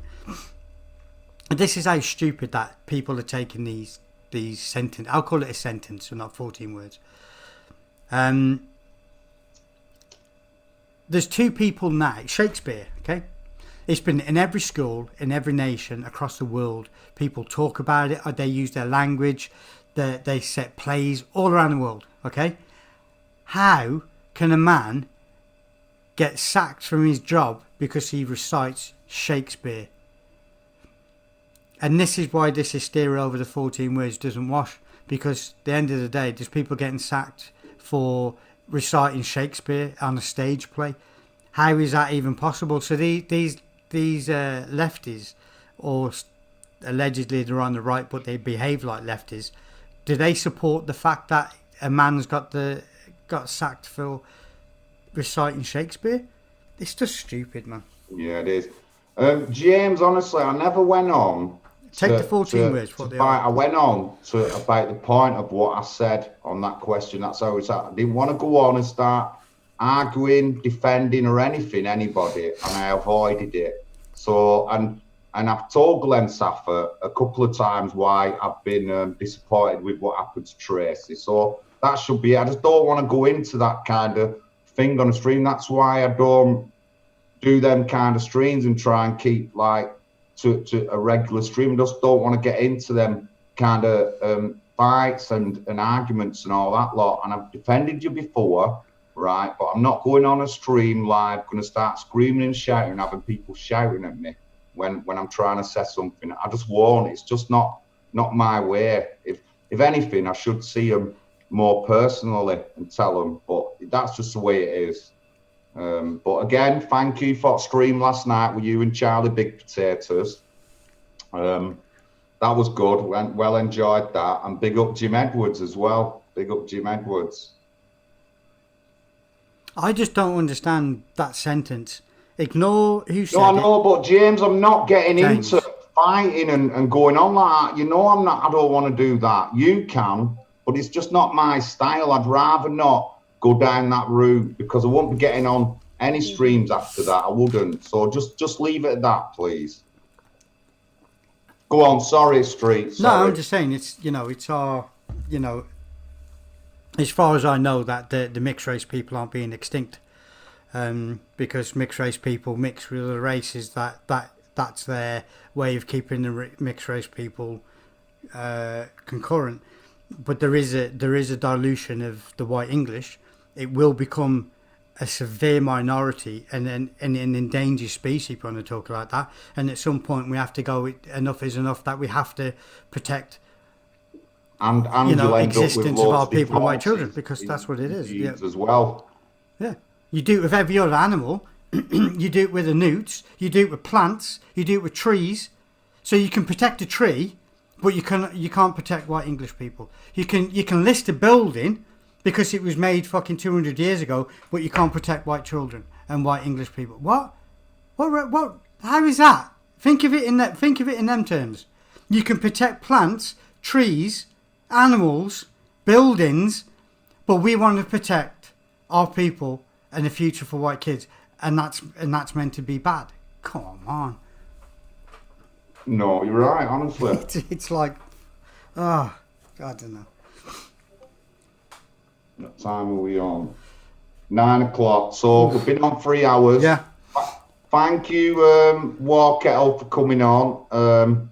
Again, I talked about Telford, and these were the beginnings of what we did in Telford, and that's why I'm so passionate about Telford, because the failings there is what I've seen in Oldham, Yorkshire, South Yorkshire. It's the same, and then all of a sudden I'm learning it's happening in the Midlands, because up to that point I knew there'd been other failings of Labour, but not as bad until the Telford thing come out. So I'm quite passionate about Telford. You've heard how we filmed the public meeting and the council didn't have any coverage because they didn't film it, and stuff like that. That was the whole initial point of talking. I know we went into things like repatriation afterwards. We shouldn't have done, really. I just wanted to focus on that issue and a bit about what me and Jay have done. Bristol, Stockton-on-Tees in North East, Scotland, obviously. And we're meeting people such as Shazia Hobbs. Obviously spent time with Lucy. So it was just coming in and getting to know people, meeting people, having good times with them. And there was some rough times. You've seen us down in Sevenoaks and all that. And Jay was around for all this. He might support Israel, and he might like Anne-Marie Waters, but on the other hand, he does support other issues that we all support. And as plenty of people have said, we should focus on talking to different people, even if they have differences, about at least getting common issues together. I mean, when you look at the LFS in France, it's not made up of right wingers. It's not made of just right wingers. It's not made up of just left wingers, and it's not made up of just regular people. It's made up of all of them. Yeah. And the stance they've made is that thousands and thousands of people have been coming on the streets every week for over a year. If we have that kind of commitment here, even though we have different groups, honestly, we'd have well sorted our government out. I do want to make this one statement though. I think people that are so infatuated with Israel, they want to look at our country and look at the state it's in before you worry about other people's. Someone made a comment in James's stream last night, and I'm going to read this out. I don't know if anyone heard this, but they were telling James to not do the show, and because it was against I forget her name now. Can't remember her name anyway. And someone made a comment, please don't do the show. We need to stick together. You shouldn't be going against Israel or something. And this is what this person said. We need to look for a two-state solution. Then it's the problem solved over there, as in Israel. And then we can deal with protecting kids here. Okay, let me just read that again. Two-state solution, problem solved. Fuck's sake, there's a stop where it shouldn't be. Two-state solution, problem solved over there, Israel. And then we can deal with protecting kids here. No. So you've got this is the problem. This is the problem. What you've got with that side, they're too infatuated. Amber's that's it. They're too fucking infatuated with Israel. And this person had just made this statement, right? Jade Jackson, the name was, and I'm quoting this, and I'll send it to you, John, in a minute. Two-state solution, problem solved over there, and then can deal with protecting kids here. What fucking lunacy is that? Whenever is that ever right? That's why I don't get involved. I don't want to know about the Jewish question. I don't, because I stated the other night that that's not why Labour spent 50 million on a shit cinema that don't work, that don't employ enough people. That's not the reason why. The Jewish question isn't the reason why that's happened in Oldham. And I go on about Oldham all the time and stuff like that. It may be to do with why immigration, but it's not to do with the local councillor pointing at the girls. The local councillors in Rochdale from Oldham, from Rochdale, he's lived there all his life, and he points at the abused girls saying it's their fault. That's not nothing to do with the Jewish question. That's why I can't be doing with thinking about things that are outside of England when it should be England first.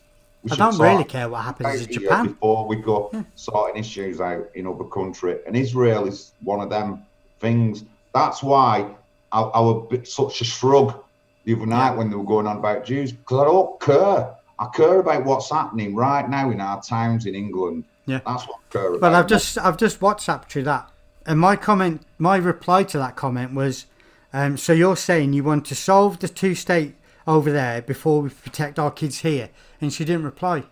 But that's exactly what she said. We should be more concerned about getting the two-state solution over there, and then we can worry about our people and our kids being around. What? No, and this is the lunacy of these people on this side that I keep harping on about Israel. It's like, don't really care. I don't really care what... No, and then, because I don't care about that, you must be anti-Semite. Well, I don't care about America. Either. Don't care about what Americans doing. Don't care about what the Canadians doing. It's no business of mine. I don't fucking care. But you're not saying I'm anti-Canadian, are you? There was a guy in the chat, Taskmaster, who was saying, I've seen how he's shrugging his shoulders when you're talking about Israel. I don't give a fucking flying fuck. I don't care. I just want to sort our shit out over here first. Like I said, the Jewish question is nothing to do with why they spent 50 million on a cinema, and there's only...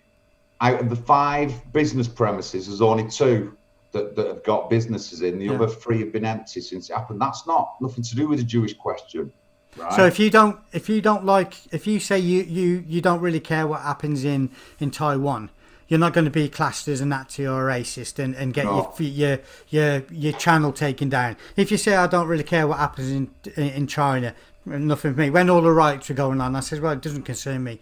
I weren't getting strikes and bans and having people calling me a Nazi for that. And then when we're on about Canada and all this stuff, I don't really care. But then as soon as I say I don't really care about what's going on in Israel neither, you're a fucking Semite, you're a Nazi, what? What is the fascination with that place? What are you gaining from it? I know, honestly. Well, I've talked about, you've got anti-Semitism, the word anti-Semitism. And it is the same as Islamophobia. It's to cut off all resistance or anything against certain people. And they're both they're both used in the same kind of way from the left. And anti-Semitism has been around a lot longer than Islamophobia. But when I went to that hustings with Jim and I heard him mention Islamophobia, it scared me. Yeah. Because it's going to end up coming in soon that you can't say anything against a particular person, and that's happened with the word anti-Semitism as well. You can't. But I'm not being that's mentioned. But most people aren't anti-Semitic. They just don't care. It's not our problem. I don't care. I don't care what happens in fucking Taiwan, China, I don't really care. I don't care what happens in Turkey. To be fair, I'm more concerned about what's happening here. Yeah, that is not my concern. And do you really think they care about what's happening to me and what we're having over there? No. So why should I care the other way? Yeah, I totally agree, mate. Honestly, fucking joke. I totally but this agree. woman's comment that I've just sent you. I'll go on about that question. Can't be asked. But read that thing when I've sent you the WhatsApp, and you'll be shocked. I am. How bad's that? That is very bad, that. And that's what his main problem is.